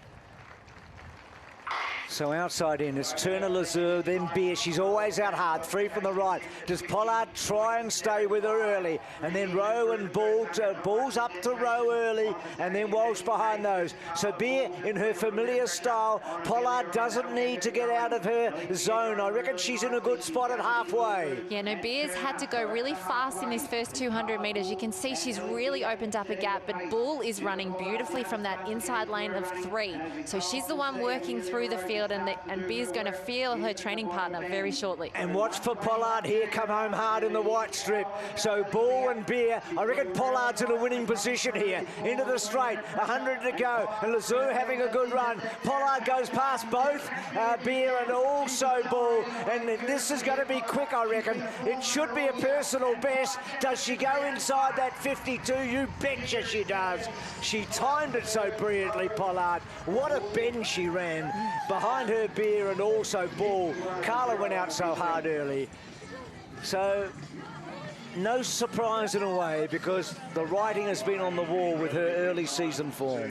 Yeah, and I think that Carla Bol and Ellie Beer will be happy with their first up runs. It just showed that they had a little bit of wooden legs. They tread water a lot. You can see balls come into the 100 metres to go and she's winning, but see how she gets a little bit wooden in that last 50 metres. Ellie's still throwing her arms out really well. She was just beaten by an athlete that's had a few races under her belt and is in great shape. Gemma Pollard has had a ripper run and she's had an unbelievable start to the season, and I loved her turnover in the last 50 metres. She's a fit athlete. You can tell she's done the work on the training track and she's reaping the rewards. So she's just 20 years of age, so it's 51.73 we're told, which is about half a second personal best for her. It's an incredible run. She's a talented athlete, is Pollard. She had severe asthma at 11 to overcome, and she's worked really hard. She's trained smartly. She's from Newcastle. She paints in her downtime, Mitch. She's a fantastic artist. She's a talented person, is Gemma Pollard, and now she's a sub-52 second 400-metre runner. Good start for Ellie, I reckon, at 52 too. Yeah. That's a good start. Alexia's making some breakthroughs, isn't she, in third place? And then Carla Bol, who went out so hard, Amelia Rowe. High quality. A lot to like about that. Looking forward to a 4x400 relay with depth to push the athletes along for fast times through the summer series. So you can see we come back here now to our men's pole vault. The competition's underway, so they're out over 5:18. They're going to continue to jump on from there. So the opening height started, 463 for Charlie Myers. He really wanted to make sure his competition was off to the right start. And then everybody started to trickle in at 5:03. Everybody outside of Kurtis Marschall, of course. He won't be taking the Nina Kennedy path of trying to open up his season too early. He doesn't need to. He's not coming off that injury. He's not coming off that long-term effect of what has been a hard year and a half for Nina Kennedy. On the adverse to that has been a very positive year and a half for Kurtis Marschall. So these guys will continue to jump through. This is Myers here now on the runway. But Charlie Myers from the UK, like I said, he's a multiple-time British champion. And he came in at 463 and cleared out very easily over 5:03, 5:18. 5:33 is the asking price to continue here in the men's pole vault. And it's a big field. We have a field of 9 men, including Kurtis. And so these guys, the beautiful thing about the pole vaulting fraternity is they are all very close. They're a group that really gets around one another, not only on the Australian domestic circuit, but if you want to find a closer group of people than the men's pole vaulting international group, I think you would be very, very hard pressed. They're at each other's weddings, they're in each other's ears, they're talking about each other in press conferences. You can see a clip there from Myers, but it is a cohort that stays close and it's a unique event. Yep. Do you know they've been like that forever and a day, because it's a kind of group that, apart from the trying to get your body and hurl it over 6 metres, you want to be a part of it because they always do seem like they're having such a good time. Oh, even on a bad day, they look happy. I'm telling you, these guys, they are something special. Well, it's like playing cricket. They're out there for a long time together, aren't they? It does take a while. Here's the men's 400 metres. No, you're just spot on, Mitch. And it starts from the top down with Mondo Duplantis and his attitude towards everybody, doesn't it? So here's the men's. Now, Sherman and Reynolds have both been in sparkling form. Both personal bests already this season. And that was after Aidan Murphy set the scene in Adelaide. So close to 45 seconds, Sherman here. Can he dip under it? We've had 10 men in Australian history run under 45. Dare we think tonight might be the night for Cooper? Well, Gemma's put us in a good mood, so I think the 400-metre runners are looking like the track's in sparkling form. And I think with Cooper, the 21-year-old from Ballarat, I liked the fact after that 400 metres he ran a sub-21 200 the next day. So he's got good leg speed, does Cooper Sherman, but he also finishes races off quite strongly. Yeah, the Ballarat bullet. He'll like his chances to get fired out of the gun well here. So, to your point, I feel like he's been knocking around that low 45 marker who gets the season best early this year. What about the season Matthew Hunter's had so far? It's been incredible. Yeah, the 19-year-old, he's had a huge year so far. Huge 400 personal best. Seth Kennedy we just saw there, big star on the rise, isn't he? Trains with that Viking group, Brett Robinson, who saw his training partners just run before with Ellie Beer. Here's Tom Reynolds, who was Yoshikawa before him. So he was third in the Australian Championships last year, went to the Relays, World University Games, World Chats, 45.17 this year. Here's Cooper Sherman. He turned 21, I reckon, at this meet last year. It was a couple of weeks later, and he has absolutely set the scene with that 200 time and then that 45.08 so far. Yep. Kinky, Imazumi here. He's been to the World Championships and running 2 of the relays, the mixed and the 4x4. Gustav Nielsen from Denmark, so ex-decathletes run 45.41 at his best and 45.9 this year. And Jeremy Boyle of WA, the veteran. Sherman and Reynolds, Hunt, one to watch, particularly in the hurdles. He's taken a lot off his personal best on the flat and the hurdles. I just think if Sherman and Reynolds get it right, one of them will go under 45 and maybe both. I think Sherman's the most likely. I would agree with that. I think it's Cooper Sherman's time here. He's had a very strong start to the year. He's a confidence guy. 44.9 for me. Conditions have been good. We've seen some spectacular times. So Sherman in that black strip, and in the yellow is Reynolds. So they're in the middle of the field. So Hunt on the outside of Kennedy, Yoshikawa. Reynolds is up to Yoshikawa early. So Reynolds is holding Sherman in the first 150. You can see with Reynolds' form, he's nice and tall and upright, and he's super relaxed into the headwind down the back straight. He's leading as he goes into that third 100. But here's where Cooper Sherman is usually his strongest, the last 150. And he's going up to Reynolds now and having a great run out wide too is Hunt, and also Kennedy went out hard early. So into the straight, Reynolds just in front of Sherman. Hunt and Kennedy out wide. Sherman now drawing away. So how fast can he be? It's got to be quick because of the distance between him and Reynolds. And it is quick. And it does look very much like he's done what everyone thought he might. And that's inside 45 in some.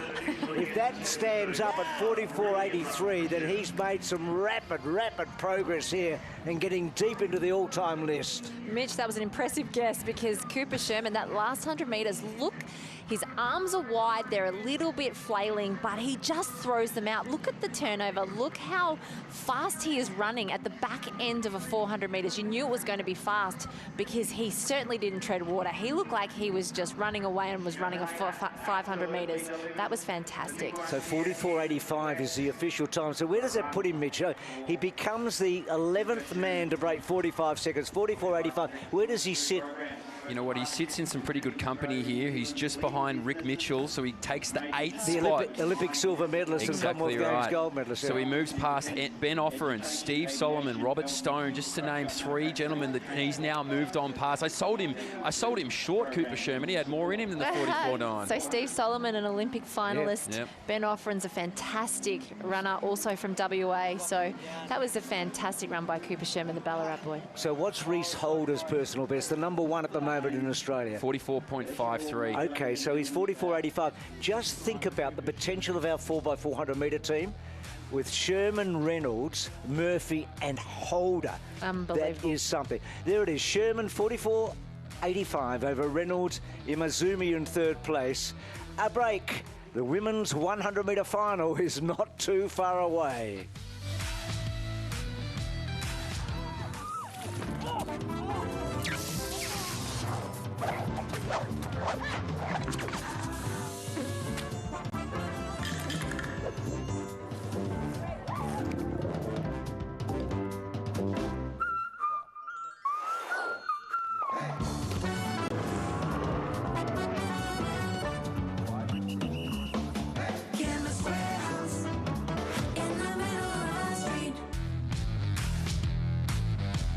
Chemist Warehouse Summer Series has got off to a spectacular start with the Perth Track Classic here. Been some brilliant running and some great field events as well. As we get to one of the highlights of any program, a final of 100. And we had heats earlier today, and the big surprise was that Zoe Hobbs was beaten into her heat. So here is the final lineup. Hobbs, still the favourite, I think, don't you, in the middle lane? Definitely. I think that Hobbs will have gone back and reassessed how she ran that. She just got 2 tenths when Ebony Lane got out so well and she couldn't draw her back. So I think, yeah, she'll come out as a different Zoe Hobbs in this race. I think we'll see somebody who we expected to see in the heat. But Ebony Lane, she's had to keep it cool, as has Olivia Dodds, knowing that they've had great races. And that's difficult to do as well, because you sort of want to celebrate, but you can't. So Hastings, Phil, Ihagay, a 14-year-old, Dodds, Hobbs, Lane, Handler, Mannix Power and Johnson Matrevsky. Let's hope that the win allows us to be a legal time, because For a couple of the Australians, you feel like there's a big breakthrough here. Ebony Lane has bounced back after, we talked about at Townsend, the disappointment of not being part of the relay team in Paris. She had been part of the 4x100 record breakers, and through no fault of her own, it was just the selection process, and it was a team that was selected, and they ran brilliantly, didn't they? Sometimes an athlete who goes as a relay and has that happen, they do come back stronger, because in their mindset, they're like, well, I want to be an individual next time. And then they work on how they can achieve that goal. If you're in the individual event, you know you definitely get the run. So Hobbs in the centre there, the New Zealand champion. She's been 11 times the national record holder and has set the national record for 100 metres or equalled it on a dozen occasions. New Zealand's greatest ever female sprinter. So the introductions are about to take place.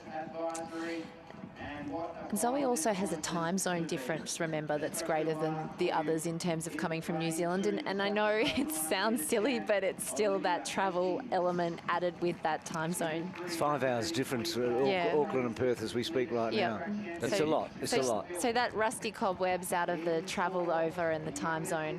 She'll certainly be awake for the final, though. So what we're doing, we're making an excuse for a Kiwi against the Aussies, are we? No, you know what a quality athlete Zoe Hobbs is. I thought Ebony Lane and Olivia Dodds were the athletes from the rounds coming through, but we also know what Zoe Hobbs is capable of, and you know she will not be happy with the heat run that she put down, and she will want to definitely leave Perth in a better mood than she's in at the moment.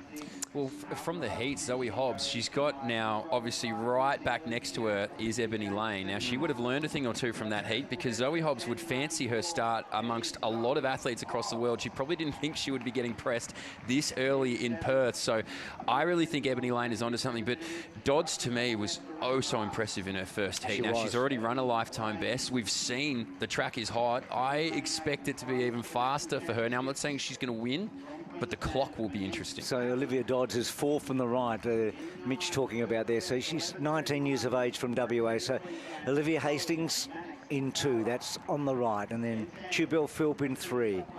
And Charlotte Ihagay in 4, she's 14 years of age. Olivia Dodds in 5, Zoe Hobbs, the great Kiwi, in 6, right in the middle. And then Ebony Lane in 7, who beat her in the heat. There's Lane, Hobbs and Dodds, and then Monique Hanlon, and then Chloe Mannix-Power and Jade Johnston-Matrevsky. Eyes on those middle lanes, aren't they? First 15, 20 metres, crucial here. If Lane can put a little gap in Hobbs, anything can happen here. And then can Dodds hang on to both of them? Let's see how Zoe goes about it, the favourite, right in the middle. Final of the women's 100.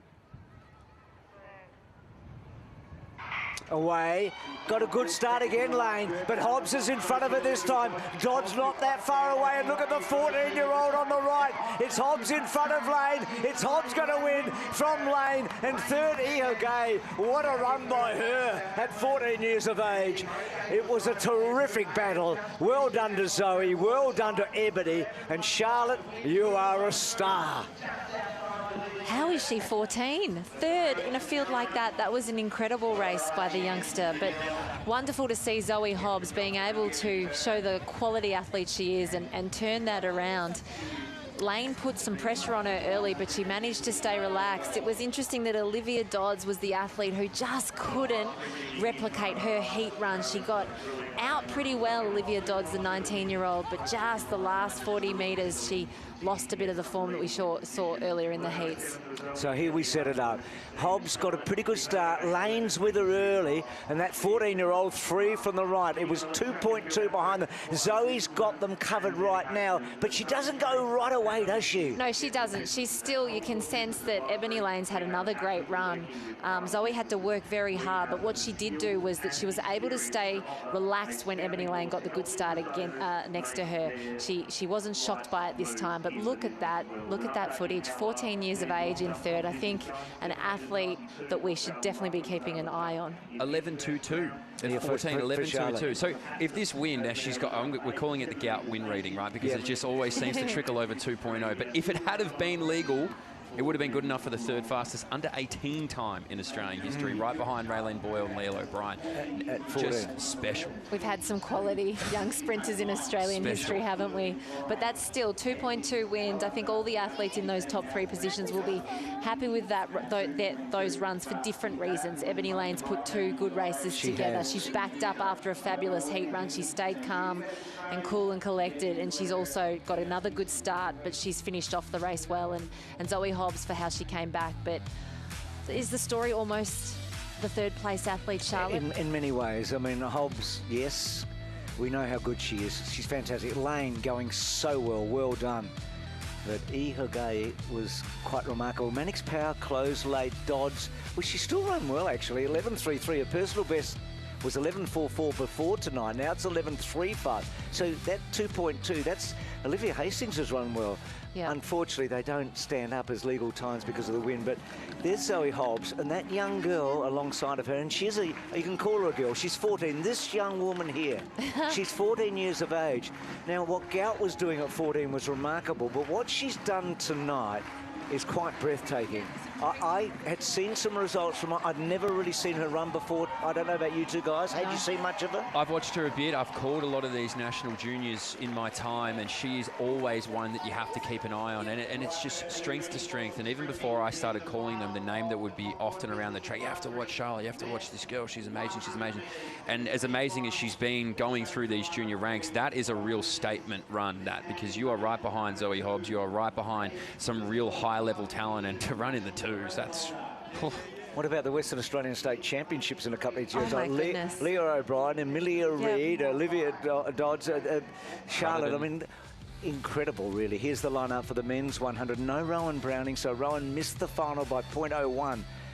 He will certainly be... He'll be absolutely thinking, OK, we've got some work to do from this point on, and work they will do. So it's early in the season. And he is such a great athlete, but it was not what anyone expected. I thought Azzopardi looked fantastic, actually. We all, I think, thought that he was the most impressive of the heat runners. Vissel there, Papua New Guinea. Oceania Championships, by the way, in Australia this year in Darwin in May. Get up there if you're not doing it. It's a hoot. There's Josh Azzopardi. Colgan was good. He ran well. Yus ran exceptionally well. He was the one that turned over Browning. Bond was good. Kelly's massive breakthrough so far this year. I think he's from a farming community, isn't he? From a farming family. Yep, grew up in rural New South Wales. Chains alongside Josh Azzopardi. Where are we looking, guys? Is it all Azzopardi, do you think, or do you think there's dangers? There's certainly dangers because we've got some amazing starters in this group of athletes. And when you're at 100 metres and you've got to deal in thousandths, every little bit of the race is super important and it's going to count. So let's set it up. On the right whistle, Despar next to him. Ayardi next to him. He was impressive. Azzopardi, Colgan in that black strip. Yus next to him in that bluish strip. And then Bond, and then Kelly, and then Visasinghe of Sri Lanka. Men's 100-metre final here. Away, Azzopardi beaten out by Ayardi early. Ayardi just in front of Azzopardi, and then Colgan and Yus out wide. Now Azzopardi takes the lead and stretches away. It's close for second and third. Maybe Bond and Yus got in there as well. It took Azzopardi a while, didn't it? But he did assert some authority at the end of the race. Well, Greg Smith coached Ayardi, had a fantastic start. He really reacted well to that gun. He's 3 from the right, isn't he, Tam? Look at him. And so he put a lot of pressure on Josh Azzopardi. He had to work pretty hard to get back up to him. You could see Ayus also got out well and Bond, but look at the middle phases, so relaxed in that upper body and so strong and powerful off the ground. He makes the most out of every step in the last 40 metres of that race and just gets extra distance from his competitors. That was a wonderful race. He's in for a big year, Josh. Yeah. He's in for a big year. That is a really, really strong start to his campaign. And like we talked about it off air, but he was hungry after Tokyo. You could see it. There was a level of disappointment and maybe a bit of frustration that there's not many people that expect more from Josh out of the party than Josh as a party. You remember a few years ago when he ran at that Oceania Championships and he got the best of Browning and Sultana. That was in Fiji. I was actually there. And you were calling it, Bruce. He was fantastic. And I think it was a making of him in some ways, don't you? And Mitch, you're like Tamsin impressed by him. I just think that he's so strong over that final 30, Tamsin, and you nailed it. He's so relaxed and he's a big boy, but that frame gets moving over the last 30. Do you know what I like the most? I think he has wonderful self-belief. And I like that in a sprinter. He genuinely believes in his own ability, and I think he's starting to reap the rewards of that self-belief now. And the times when they do come up will be what we call legal, because the wind was under the 2 metres. It was 1.9. It's about as good as you can get. Warm day. Josh, you've just joined us. We've just been talking about how impressive you were through both the heat and the final today. You had some pressure on you early because Audi got a good start alongside you, didn't he? He did, yeah. Josh has got a really good start, so I think I just had to hold my nerve a little bit and trust my ability to get up to top speed and hold that top speed, which, you know, I did tonight. And I'm really happy with my season opener, fastest season opener ever. So, yeah, real happy. No, where do you think you sit, Josh, in Australian sprinting right now? We've got some great sprinters. We know that with Rowan, not tonight, but with Lockie and also with Gout and yourself. Where do you feel you sit? I believe that I sit, pretty high up in that pecking order. I've come in this season with a big self-belief, something that I kind of lost at the back end of last year. So I'm going to back myself for a year, and yeah, we'll see how it goes. And the time tonight, Josh, is exactly what you ran in Perth last year. It equals your personal best. 10:09, beautiful, nice. I love running over in Perth. It's unreal. It's nice and hot, always nice tailwinds. So. I'm sure I'll be coming back over the next couple of years. Last question, what about that 4x100 2-metre team? I know you guys are working so hard together. Yeah, it's really exciting for the 4x1. As you said, we've got such great depth in Australian sprinting right now. We took a milestone last year of making the final at Tokyo, but we're looking to go a lot better come Commonwealth Games this year and really push for those medals. So I think we're a real shot, and yeah, we'll just see how it all goes. You've given us all something to be excited about tonight, Josh. Well done. Thank you, mate. Appreciate it. Not big margins in sprinting, is there, as we look here? So that equals his personal best at 10.09 seconds. So 6 Australian men have broken 10.10, and he's one of them. So only 6 Australian men are under 10.10. Only 2 are under the magical 10, but only 6, and there he sits at 10.09. Bond has run, what, 10.17? So that's a big personal. These are big results. So Bond was a 10.25, I reckon. Yussa's run 10.18. So these are big personal bests. He was 10.24. Kelly again runs a personal best. Now they don't have PBs there, but that win was right, wasn't it, at 1.9? These are all personal bests. Ayadi at 10.27. That's just outside his personal best, and then the way down from Despard down. That's a high quality. To have 3 men under 10.2, that's a high quality run at this time of the year. So pole vault making their way up, aren't they, Mitch? They're climbing, Bruce. They're climbing. This is Dalton DeMedio with the Box Hill colours on here and the cap. So clearly he's a sun-conscious man getting over this pole. But he's also been somebody that's competing in Australian for a long time. He's up and over. He's got a happy crowd with him as well here, Dalton. So he's clearly got a fair string of supporters there. And like I said, he's been a bit of a stalwart of the pole vaulting community for quite some time, has Dalton. Now, obviously, he's been contesting up against Kurtis for a long time. And, the years that Kurtis aren't at those national championships, Dalton seems to be the man to, if he's not taking them out, he's within that top 3 pretty consistently. So he'll like his chances to, I suppose, get through these rounds and see how far up he can get. But 5:43 thus far, it's a season best, and they'll just continue to climb.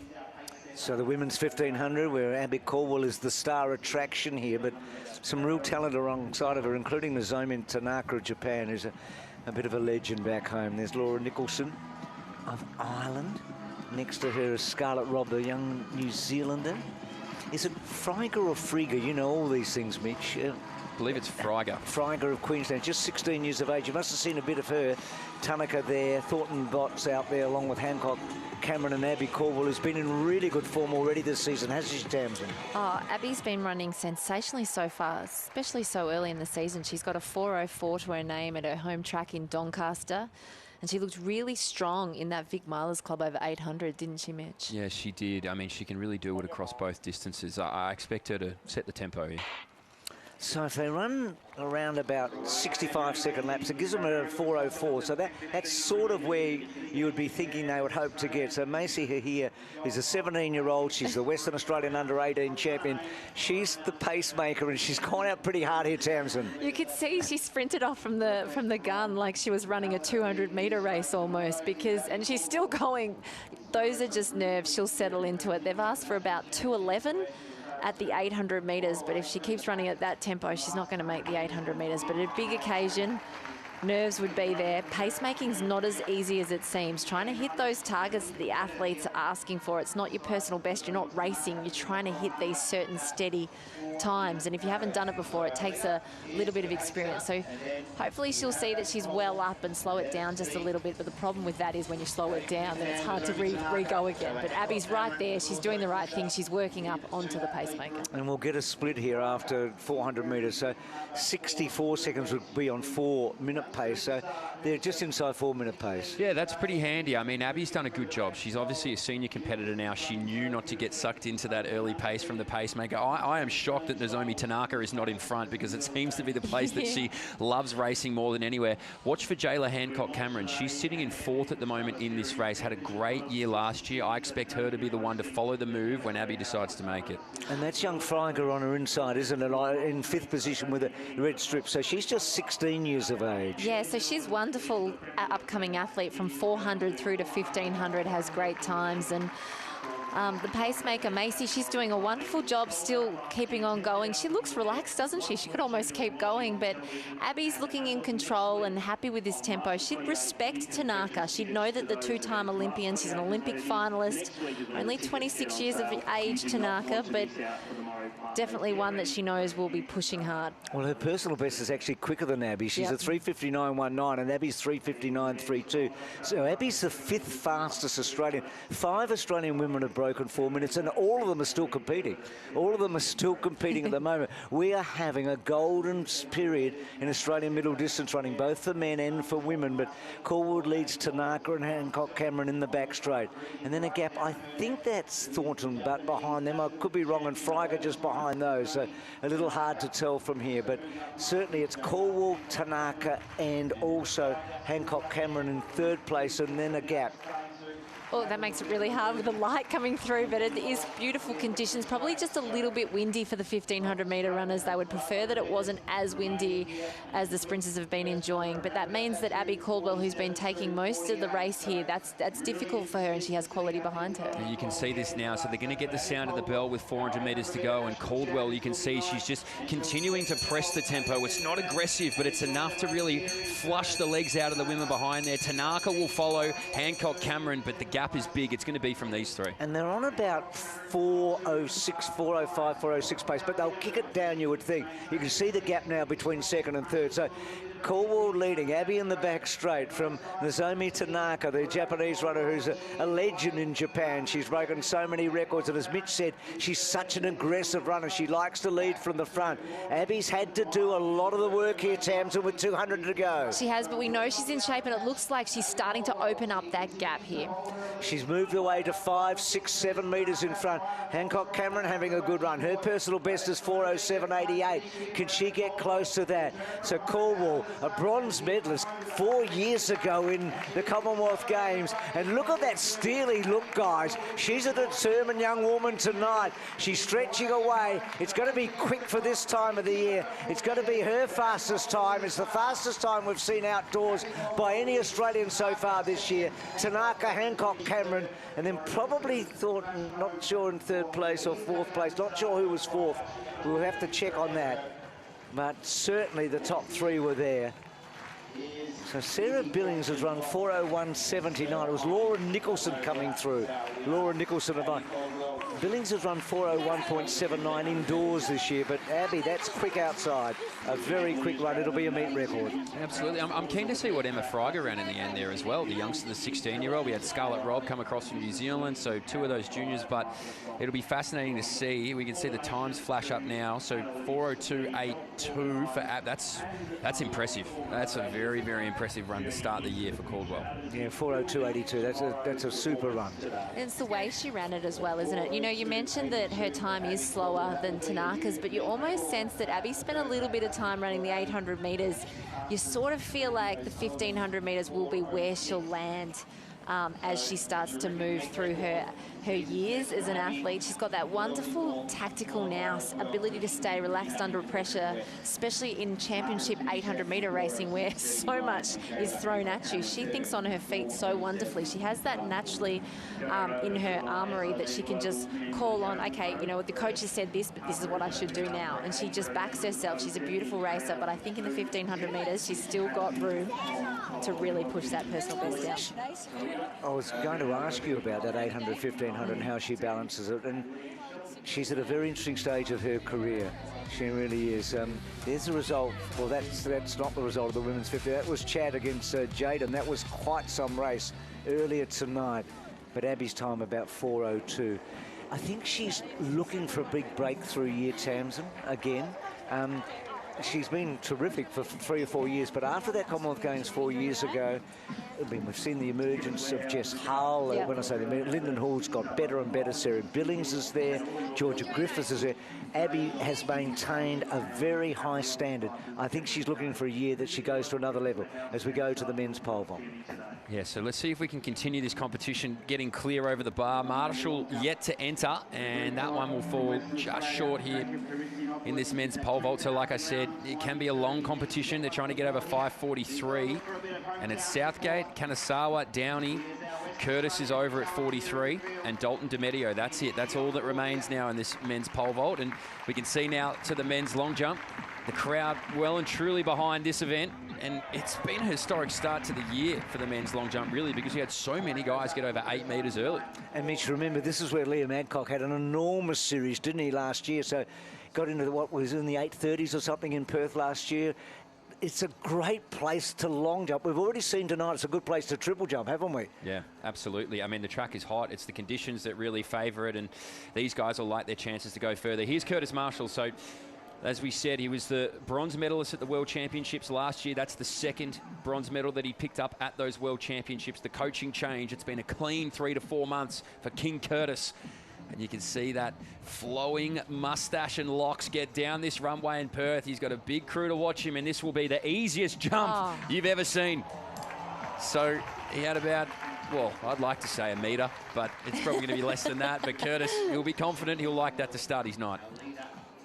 Do you know, he looked good in his warm-ups too. He's looking supremely confident out there. He's getting such good height off the bar at the top, isn't it? Off the pole at the top. Well, I'd say this about Kurtis. He's always been clearly a very confident person, but I feel like he's become a very confident athlete. He's very sure of himself in the way that he goes about his process now, and the way he even talks about hopefully getting over the 6 metres. It can be something that's very elusive, and from what I've heard can be a little rattling, but he just takes it in his stride and says, yeah, mate, that's my next natural step. And you can see how relaxed he is when he's in these competitions now. So it's a matter of time, but he'll be happy with that. Just remind me, Mitch, what height was he at there, Kurtis? So he was jumping over, I believe it was 5:43. 5:43, okay. Oh. So you got some time. Yeah. So the men's 200 metres, it's Jake Hayter, Xavier Peacock, 2 young guns. Well, Xavier particularly, but Jake in good form this year. Ryuta Hamer of Japan, 19 years of age. Chris Yuss out there again. What a series of 100 metres he ran tonight, Chris Yuss. Christopher Jordas of WA, and then Seisho Sasaki of Japan, and Lucas Schmidt, who also ran in the 100 heat. Didn't get to the final, I don't think, Luca, no. Pretty sure he didn't, but Jus was quite outstanding, wasn't he? Yeah, Jus backing up is really tough. He's literally just finished that 100-metre final. So this is a training run for the athlete coached by Andrew Murphy. He's a physio, so he'll know his body very well, and he'll know that he's capable to go out there. Fitness run, 200 metres, he might get tired towards the back end, but if he can get through it, that's a wonderful night's racing that'll put him in good stead for going through rounds later at Nationals. He's in the middle. Do you remember in the final of the 200 last year in Perth, he actually led Gout coming to the turn in that 200-metre final. He's a beautiful bend runner, which means that in terms of relay running, he's a handy one to have up your sleeve to run that third leg. Well, he's been part of that 4x1 record team, hasn't he? So Hayter's improving. He's under 21. He's on the inside. Peacock's somebody to watch, isn't he, Mitch, in lane number 3? So he's in the yellow strip there. Yeah, thankfully we've kept him away from rugby league. And if any scouts are watching, turn it off, because he's staying in athletics. He's declared he'll be a really good watch, Bruce. And Jordas in good form of WA, so he's 3 from the left. Both the Japanese runners will be competitive here. And then Lucas Schmidt from South Australia, very promising as well.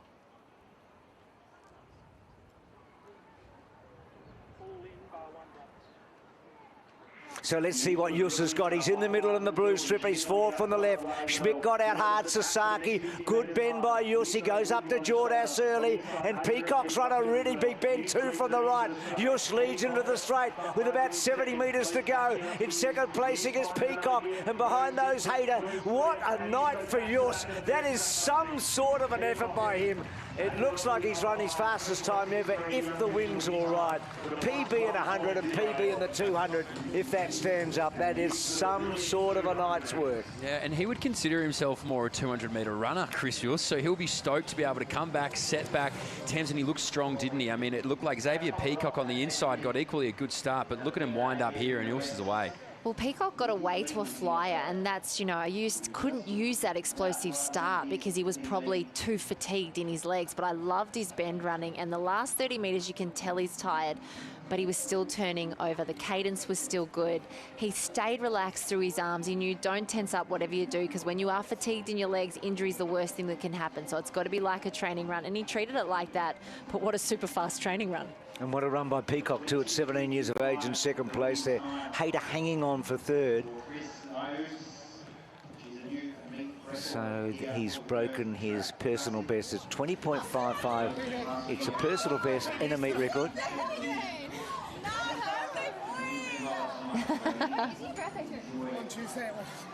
It's his birthday on Tuesday.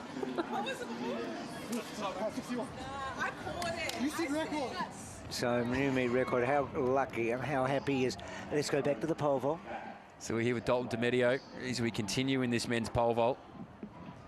And there's not too many gentlemen left here anymore. Karasawa, Downey, Kurtis and Dalton here. So the only men clear over 5:43.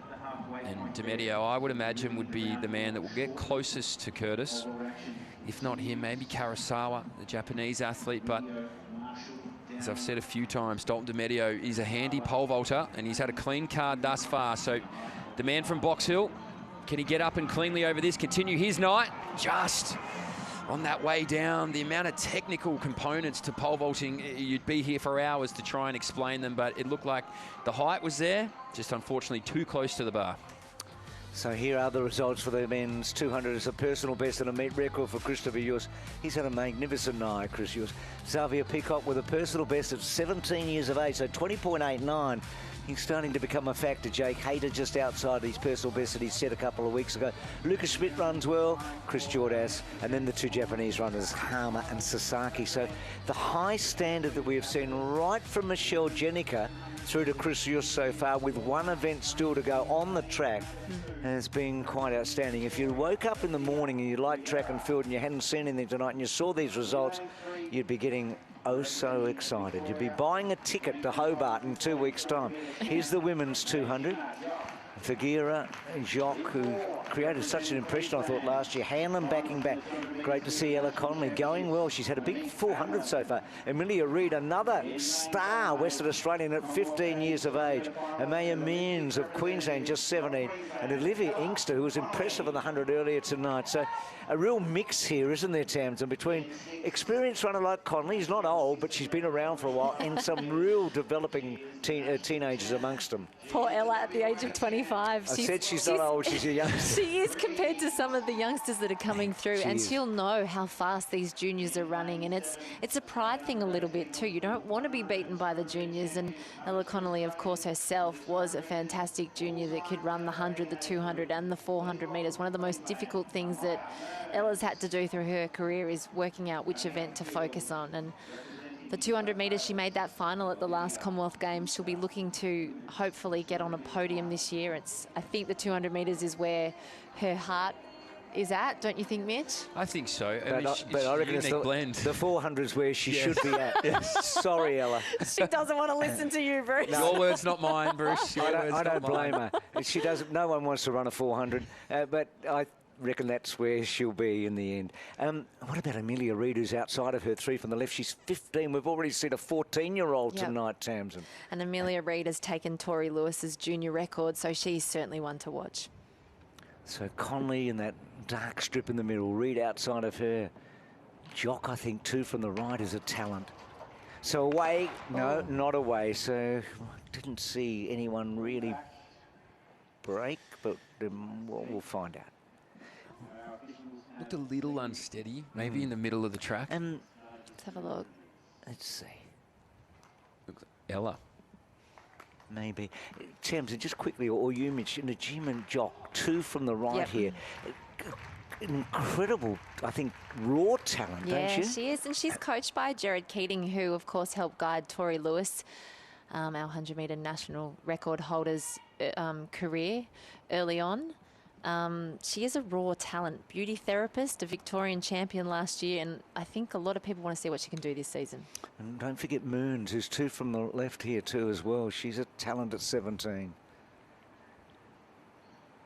So away, clean that time. Connolly got a good start, so did Reid. They go up to Moons and Inkster. Reid, Connolly probably just in front. Jock 2 from the right, into the straight. Connolly leads from Reid clearly. Out wider than Moons and then Inkster. And coming through Hanlon, Connolly in front. Hanlon coming harder here. Hanlon's taken the lead. This is a surprise. And coming home hard out wide is Moons. So Monique Hanlon, a 21-year-old who ran in the 100-metre heats, turns over the favourites here. Well, we had some real upsets early tonight, and we're going to finish with a bang. Did anybody pick that before the start? I just didn't say it. No, of course not. I mean, what a run that was. You thought that the strength to strength would belong to Ella Connolly over those closing stages. That was where my heart lied. Amaya Mearns is always a really strong finisher. I thought maybe if she was there, she could get it. But not in my wildest dreams did I see that happening. So Ella, unfortunately, she buried herself around the bend, and by saying buried herself, she just went super hard and not smart hard. She sort of ran low. You can see that her centre of gravity is just not quite up over the ground.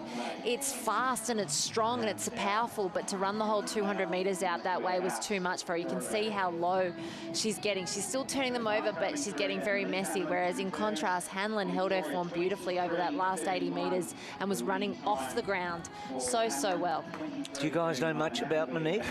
I was just about to say I've got some research to do. No, I don't have an extensive history of Monique Hanlon, no, but I'll be certainly watching. You know, she was in that final last year at the national championships. But yep, and she was young, you know, she's 21 and she did make that final. She's certainly one to watch, but, you know, everyone's been focusing on a lot of the other athletes that are in that race. That was definitely a shock. I know generically, if you're from Queensland or WA, you're a good chance to be a good sprinter right now. There are so many young Queenslanders around, aren't there? And Western Australians, they get good conditions. Both the tracks are quick. So it's a big personal best for her. Yep. It's a big personal best. So, and there you go, Queensland 1, 2 and 3 there. Yep. With the youngster Moons in second place. And Connolly in third. Reid's run pretty well. Don't worry about her at 15 years of age. So, well, Some incredible performances so far at the Perth Track Classic, the first event in the Chemist Warehouse Summer Series.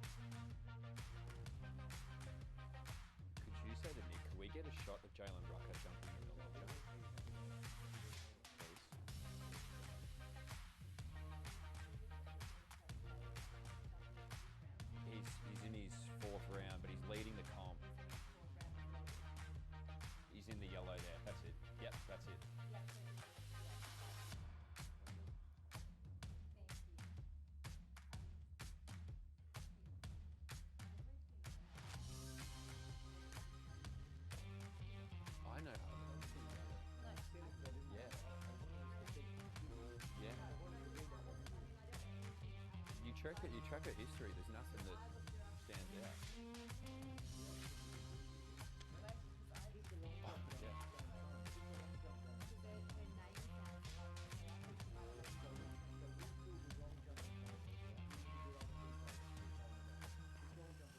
Yeah.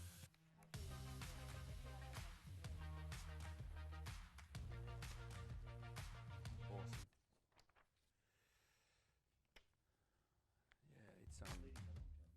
Rucker. What's he on? 590. Sorry, 792. Hasn't been crazy. Fairweather's only jumped 53. And Epitropachus. What's her name?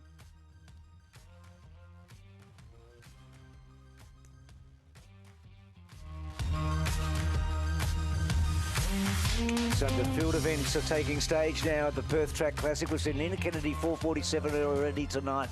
She was so happy with that. Yoel Reith 222 won the men's high jump. But at the moment it's men's pole vault and men's long jump that are continuing. And Mitch, the long jump's at an interesting stage. And this is our leader. This is Jalen Rucker, the Queenslander. So he's back to some career best form. He's jumped the furthest he has in 3 years this year, and that's just shy of the 8 metre mark. We've seen plenty over it. He's gone 792 thus far, has Rucker, and he's clean behind the board. So I don't think it will improve. It'll go close maybe.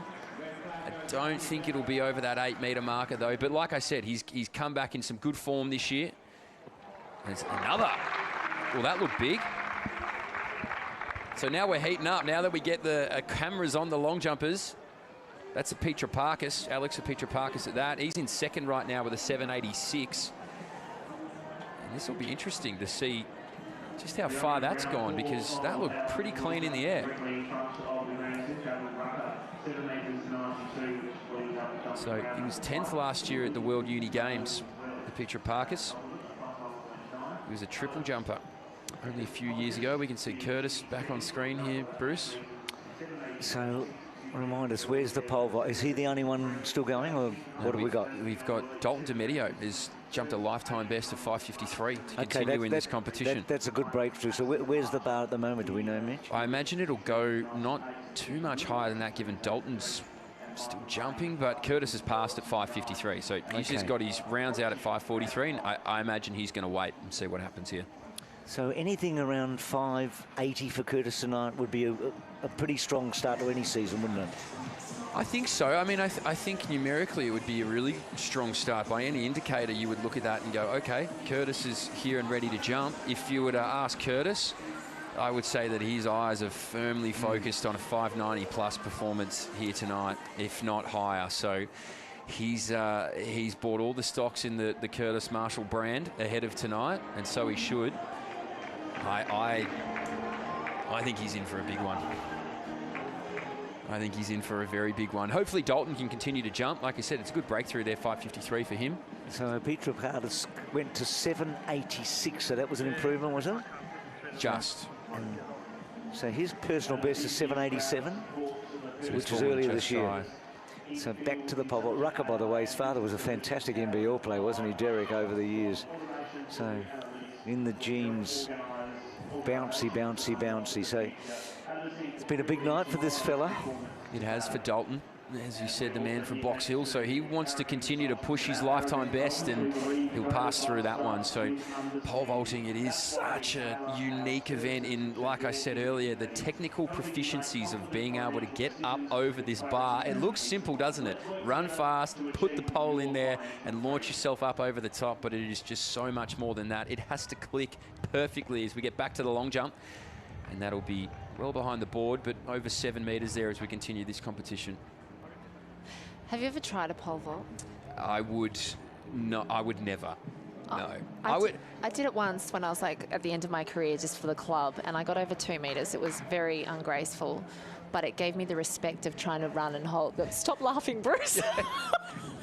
It's really difficult to hold the pole and sprint like Kurtis is about to do. Well, watch how easy this guy makes it. I think he might get a little bit further than 2 metres here, Kurtis Marschall. He has launched that to the moon.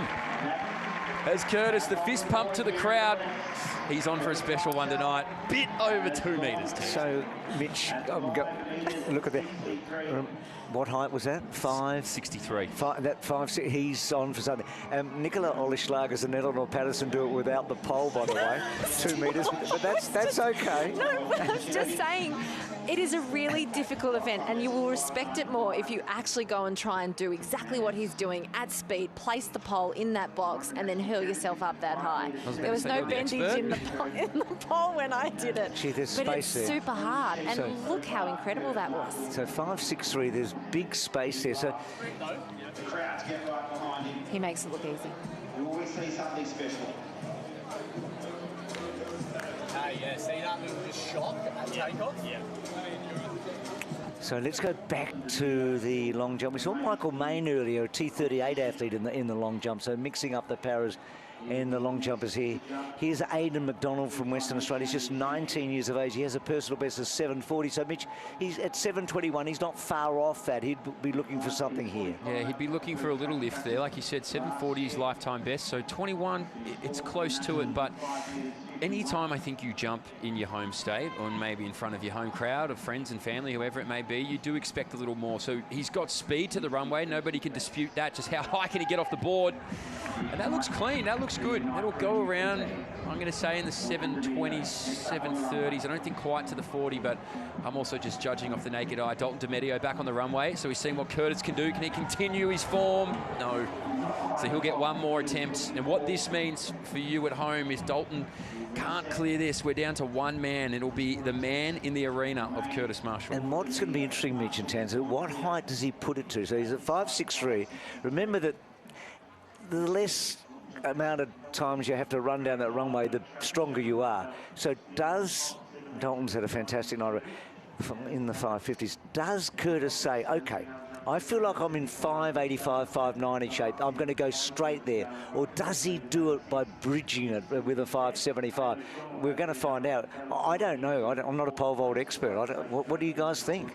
Oh, if it were my guess, I would say Kurtis is going to want to get as close to as high as he can get as quickly as possible. That will make sense. Yeah. Yeah, there's, you know. Back to the runway. And that was, she's had plenty of real estate on the board. Plenty. That was a very good jump because he was back off. He was, you know, he's got centimetres there to add on, hasn't he? So I always find that interesting when you go back and have the conversation with your coach. You get such a great launch off there, and the conversation just has to come back to one more step. You know, you've left yourself 30 centimetres to continue on from there. So you take the confidence of the jump, but just need the confidence to hit the board. I feel like that's part of the mental game here. So you see Jalen Rucker. Yeah, with Mike Barber. Yep. Such a well-known coach. Kelsey Lee, etc., etc. Extensive list of athletes, Mike Barber. He's got Yoel Reith now as well, so he's really just stepped out over his coaching pedigree. Because his wife, a double world champion and Olympic medalist in the javelin. So a man from Greece on the runway here. Christianopoulos, 7:39 for him. So those arms are pumping. He's got plenty of speed, and another who's, she's got some good range, but again, a fair bit of distance left on that board. He had a little bit more to give there. Look, he might get out past his 39. He'll be right on the fringe of it. He grabs his, I thought he was grabbing his hamstring there ever so slightly. So let's hope he can stay away from there. He's not the #1 in Greece, though, at the long jump, is he? No, he's got a bit of work to do to get up to the Tentoglou. Double Olympic champion and world champion, etc., etc. But he might have met his matches. We go back to Dalton. It's incredible what Dalton's coach, Mark Stewart, has done for this event as well. You know, we talk about athletes who really increase events around Australia and help the depth. But Mark Stewart, what he's been able to do in the event of pole vault, he's still there. He's coaching a great squad at Box Hill. You know, he had Emma George who helped start female pole vaulting, and she really took that event to a new level and helped with Steve Hooker's earlier career. The formative years of Steve Hooker. I remember being a young man at Box Hill watching Steve Hooker come back and forth out of there. So this is just another of the Mark Stewart stable of pole vaulting. Dalton DiMedio, can he continue what's been a career night for him? He'll give it every crack and just clips it on the way up. So a great night for Dalton DiMedio. He'll take a lot of confidence out of that. Starts his year here in Perth with a personal best. And now all eyes go to Kurtis Marschall in that event. And that is a monster. Is that clean? It is. So this is heating up here in the men's long jump. And isn't it the type of event where it rains at pause? Once one man starts to get out there and set the tempo, his coach, the rest follow here. Here's Dalton's attempt. So right there, he's cleared Tamsin, and he's just clipped it. It was a great attempt, though, wasn't it? Like, you could see from the attempt before, like, when you start to get to your new heights in pole vault, the poles are different, they're stiffer, they feel different, and adjusting to that as you get up to those new heights, that was a great attempt. So Rucker is he still leading? Yeah, still leads, Bruce. So was that fair weather just a moment ago? Or did we get a distance? It's 761. Okay, 761. So can Rucker get to 8 metres? He's done it before. That was Stacey Tarima's athlete, Alex. Yep. And he jumped a great jump before. Okay, so it was Alex. That was a Peter Parkis, yeah, 795 to go in the lead. So now. He goes to the lead. So, okay, so that's a personal best for Alex. It is indeed. A good personal best at that. So some work here, Mitch, for Jalen. Some real work for Jalen. So Jalen now might just feel the slight pressure of losing the lead of this competition. Like I said, he's been in career form. He's jumped the furthest he has in 3 years. Can he continue that here in Perth? Hits the board well and just dropped his feet at the last second, didn't he? It looked like good height, but you can see the reflection immediately. He just over-rotated a little bit from his takeoff point. He just couldn't hold it. So unfortunately, rather than getting those legs out in front, they just dropped down. You can see it here. Just gets a little bit too tight on the board. Yeah, you can see, and he signalled this when he got out of the pit. It was almost just too low in his stance when he tried to launch. It was just too much to make up to get some room there, but at least he's got the smile on his face straight after Jalen Rucker. He is a very happy athlete up there in Queensland. So back with his coach, Mike Barber, who's going to be a dad. Kelsey has announced that she's expecting their first child. Congratulations. Well, congratulations. Yeah, that's beautiful. How early do you think that baby will be throwing javelins? Well, early. They'll have to be careful inside, won't they? Yeah. So 7:41, that one. But as you said, he just dropped off. So some work to be done here. Isn't it great, the coaching techniques these days and the fact that they can get that feedback. So Kurtis sitting it out for the minute, and we're just waiting to see what height he might go to. So, yeah, we did talk about it. Where do you think he starts here? I feel like he's warmed up in his competition now. He's starting. This is the beginning of the Kurtis Marschall competition. I think he goes up to about 80, 85. We'll continue here in the long jump. Michael Main, this is. Coached by Alwyn Jones, who was a fantastic triple jumper. Yeah. So a T38 athlete, Michael. He's a 21-year-old. Made the final of the World Para Athletics Championships last year in the long jump. So here's our leader, Mitch.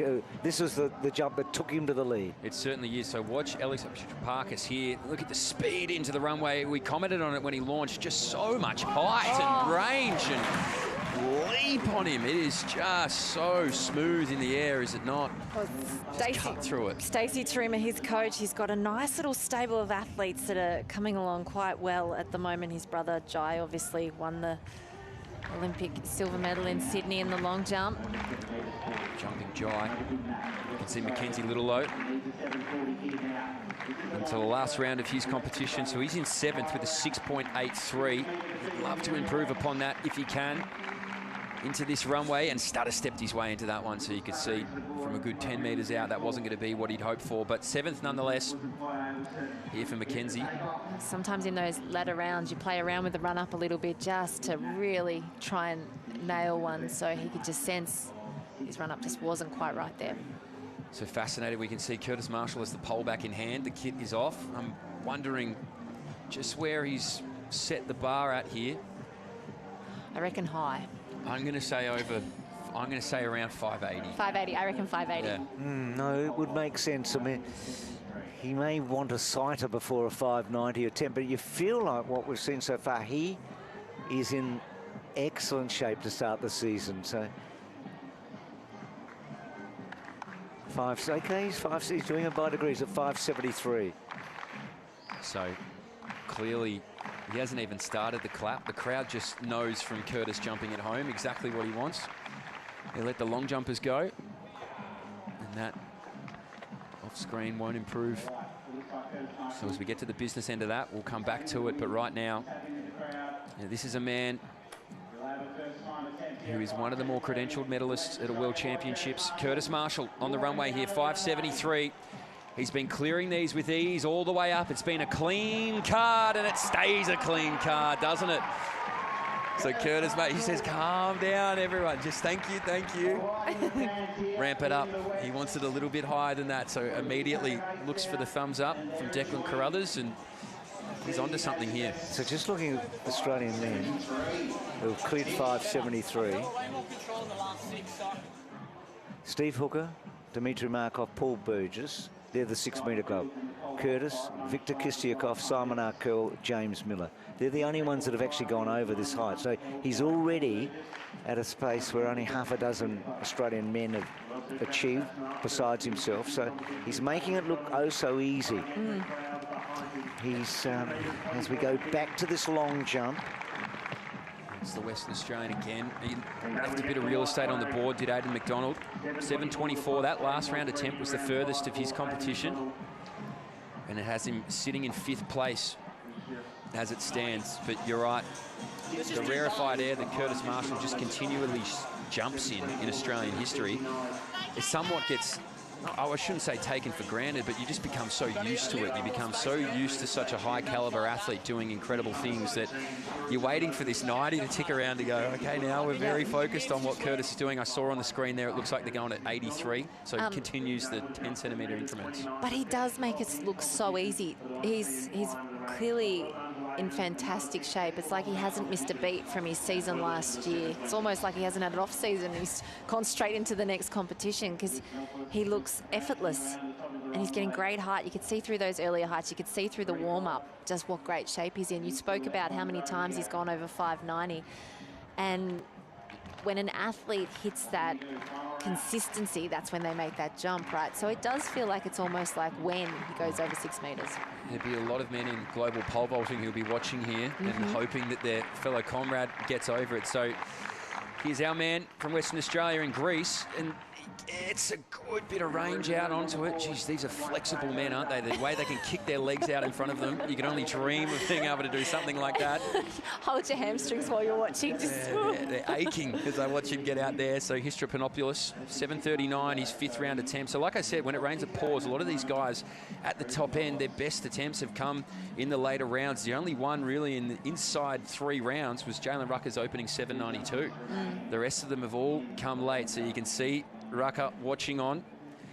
Liam Fairweather won't be jumping. He's retired in this 6th round, so he won't take his last attempt, which means he stays in that 3rd spot at 7.61. So for Liam, would have wanted a little more than that. He's cleared out over 8 metres already this year in the ACT. And Jalen Rucker, it's always a conversation amongst athletes. Do you watch? Do you not watch your competition? Here is our leader, and he gets another good jump. And again, just hit it pretty cleanly there. Petra Parkas, 7.95 in the 5th round. I don't think that will go out further than that. So currently it's 3 centimetres that separates these two. He's raw, isn't he? He's only 20. He's 20 years of age. And he used to do triple jump as well. So you can just sense that raw ability as he chats to Stacey. Stacey looks pretty calm. I think he's pretty happy to see if he can get just one extra, right? Just a little bonus round. So he'll finish his competition with 7.95. It's great. A lifetime best. But when you go to that last round, is you get a 7.95 PB, it's just you roll the dice to see if you can just get that one other jump out, just sneak over 8. But he'll be happy with that. He looks a little bit annoyed, doesn't he? I like that. He still wants a little bit more. He probably wants that over 8, but I think that's yet to come, but it will be happening at some point soon. Well, there's only one man in the entire stadium that has the potential to jump over 8, and he's on the runway right now, Jalen Rucker. The crowd involvement.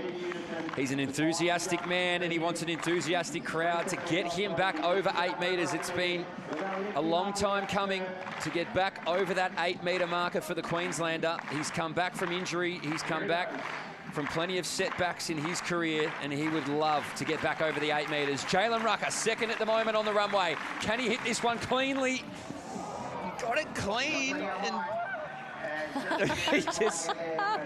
Well, I suppose he could share the emotion only that he can, Jalen Rucker, and it is on the fringe and possibly just shy of what he's searching for, which is 8 metres again.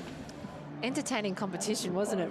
Oh, it certainly is. He gets great speed. Let's see that dip. And it wasn't quite as deep as what we saw in the 5th round, so got his legs out. It won't be any further. It's 7.63 for Jalen Rucker, so he'll have to settle for second. The elusive 8 metres that he got only over 3 years ago now continues to beckon for him, but he's back in some quality form, and it's good to see Jalen Rucker second behind the youngster, the 20-year-old, 10th at the World University Games last year. The transition from the triple jump, Alex Apricha-Parkis takes it out, lifetime best 7.95 in the men's long jump. And again, a good night for Queensland, isn't it? That speed element from that northern state. It's absolutely, you can't take your eyes off those sprinters at the moment. And these two young men, well, particularly Alex, he's only 20 years of age. Jalen's been around a bit, but he's having a fine season. Liam with a lot of potential in 3rd place. Terrific competition there. And Michael Main at 5.99. The Victorian Paralympian.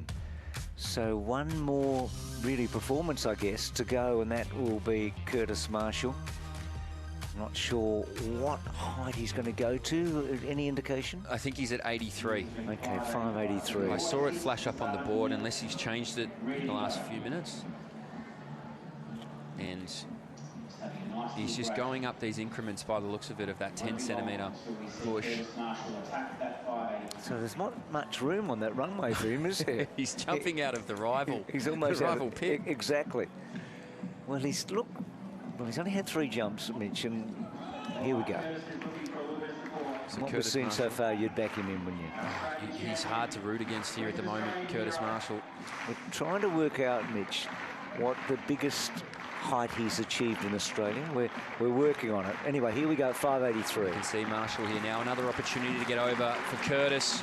Gets up nicely and clips just on the way up. Look, height wasn't an issue there. It was just too close to the bar on the way up. So 5.85 is the highest that he's done in our country.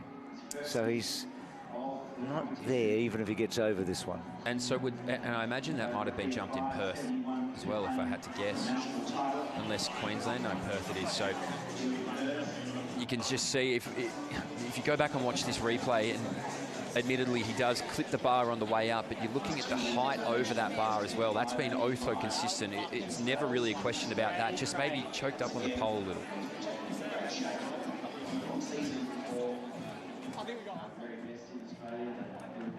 So just have a look at the strength it takes to get up here for Marschall. And the height just not an issue at all at 5.83. And you can see the communication here. Let's listen in. Thank you to all of the officials who've made today so very memorable. It's been fantastic to see Don't need any more space, I don't think. The Athletics West officials to Just next pole. Look how deep I'm in. That's right. Leave stance, son. best in the world. So, Leave stance. conversation between Kurtis and friend and coach Declan Carruthers says, I need to change the pole. He was pretty happy with his run in. So I have to go up, leave it. You can hear the conversation there. So fascinating, isn't it? So the highest anyone's jumped this season indoors is 593, and that was Corrales, his great opponent. We've had a few at one at 594, Casey Lightfoot, the American. One at 590, Zach Bradford. So 593 indoors is the highest that anyone has achieved so far. Duplantis hasn't competed, but Corrales has only had, I think, the one competition of any known. So if he does get the 583, he's in the top sort of half a dozen so far, in or out. And what World Athletics has done in the recent years is that they count the indoor and outdoor basically together, don't they now, with the vertical jumps, the high jump and the pole vault. There's no real differentiation between the two of them. So he's going to the different pole. Yep. And that was the immediate reaction from him to Coach Carruthers. Just said, I'm happy with the way that I approached that. I think I just need to change up the pole. It's such a technical event, isn't it, the pole vault? Just so many more factors to worry about. You know, the thing about the pole vault as well, and a lot of these field events, is it's a lot of time with yourself. It's a lot of time in reflection, or it's a lot of time in maybe picking apart some of the smaller nuances of what you could do to improve the next time around. Now, obviously, in track races, particularly at 100, 200 metres, you don't have much time to think about anything, but this is the complete adverse to that. You have nothing but time to think about the little things that you can improve upon. So I think what Kurt does well is that he doesn't dwell too long. He doesn't spend too much time thinking about what he can do to improve. He just seems to spend a lot of time thinking about what he knows he can do, and that's a big change. Yeah, and the weird thing here for him is because they've put the women's pole vault and the men's pole vault onto a short program, it means that at the back end, because we've got such a quality athlete who's still out there vaulting, all attention's on him, which makes it quite different. Usually he'd be able to just focus on himself while elsewhere a track event or another field event was taking place. But now everybody's just waiting for him. That adds another layer of pressure. I'm not sure. I mean, Kurtis probably doesn't mind it at all, but it is still something where you're sitting there just trying to chill out and all eyes are on you. Every move that you make. Don't reckon he minds that. Did you put spray on the end of your pole when you did 2 metres? Would have had to. Do you know what? I would have got 3 if I did that. You might not have come off the pole. Anyway, if you've just joined us, Tamsin did pole vault towards the end of her illustrious career and got over 2 metres. We're impressed, both Mitch and I. Yeah, no, I reckon he'll... I don't know. I think he'll quite like the fact that he's the centre of attention. So our moment of the night now, Kurtis, if he gets over this and gets over 6, we might change it. But we're going with Peter Bol tonight. So an incredible run. He ran 1:43.89, and in doing so, his teammate and youngster that he likes so much in Bob Abdul-Rahim ran 1:44.27. So here's Bol and Bob in the stretch, and Peter looking quite magnificent. Clarke in third place, and Bol having a contest. It wasn't one-way traffic, but he looked superb and stopped that clock at 1:43.97. And young Bob at 1:44.27, a 2-second PB, but Peter not far outside that Australian record that he set here last year at 1:43.79 to start the season. Of course, he got that down to 1:42.55. He spoke to us afterwards. He was thrilled to bits about it all, and he was thinking about what a big season ahead, including that Commonwealth Games. He's in fantastic shape, isn't he? And 800-metre running in Australia, men and women, is in superb condition. Think about Bob, you think about Peyton Craig, Luke Boys will bounce back, no doubt about that. And here's Kurtis as we go back. But that's our moment of the night. It's going to be, I think, something we'll remember for a long, long time. Well, one thing on that race was just his 400 speed that he's brought in with that ability to finish so strongly. I think the fact that he spoke about championship racing as well, I think he's really working hard on going well with the champs. if he had any qualms about the crowd watching on, I think he just squashed them, getting the clap back involved here for Kurtis Marschall. So for Kurtis, an opportunity to get close to rare air. His best performance in Australia is 2 centimetres above this. Kurtis Marschall at home to continue his night of jumping, and he'll continue indeed. And that was a lot more confidence over the bar there, and you can see he's pumped up. Kurtis, he's continuing to march on at 583. What a show he's put on. What a show he's put on at 583. So 585, as we said, is his best performance ever in this country. So he's close to that at 583. He had some room to wriggle to, didn't he? There was plenty of margin there. Well, he's in for a super year. And what a wonderful start. Nina earlier tonight was just thrilled to bits at 4:47 off the short run. So as Kurtis at 583, we look ahead now to what's coming up on the Chemist Warehouse Summer Series. Hobart in a fortnight's time, Adelaide a fortnight after that, and then the Maurie Plant meet. So bronze and bronze amongst the World Athletic Continental the next two, and then the gold meet in Melbourne, the Maurie Plant meet, which is going to be something on 7 and 7+ Sport, Channel 7 for the Maurie Plant meet. Look, we do have to leave it there. We've stayed on an extra half an hour. I hope you've been as enthralled as we do. It's been a night that has set the season up in spectacular fashion. There have been personal bests left, right and centre. Breakthroughs for teenagers we didn't expect. Upsets. A couple of champions have shown that they're going to be absolutely formidable. I hope you have had as much fun as we have had through the Perth Track Classic. The first event of 4 in the Chemist Warehouse Summer Series, and of course those nationals after that as well. Thank you for being part of the coverage, Mitch. Super job. Tamsin, brilliant as always. We'll see you in a fortnight's time.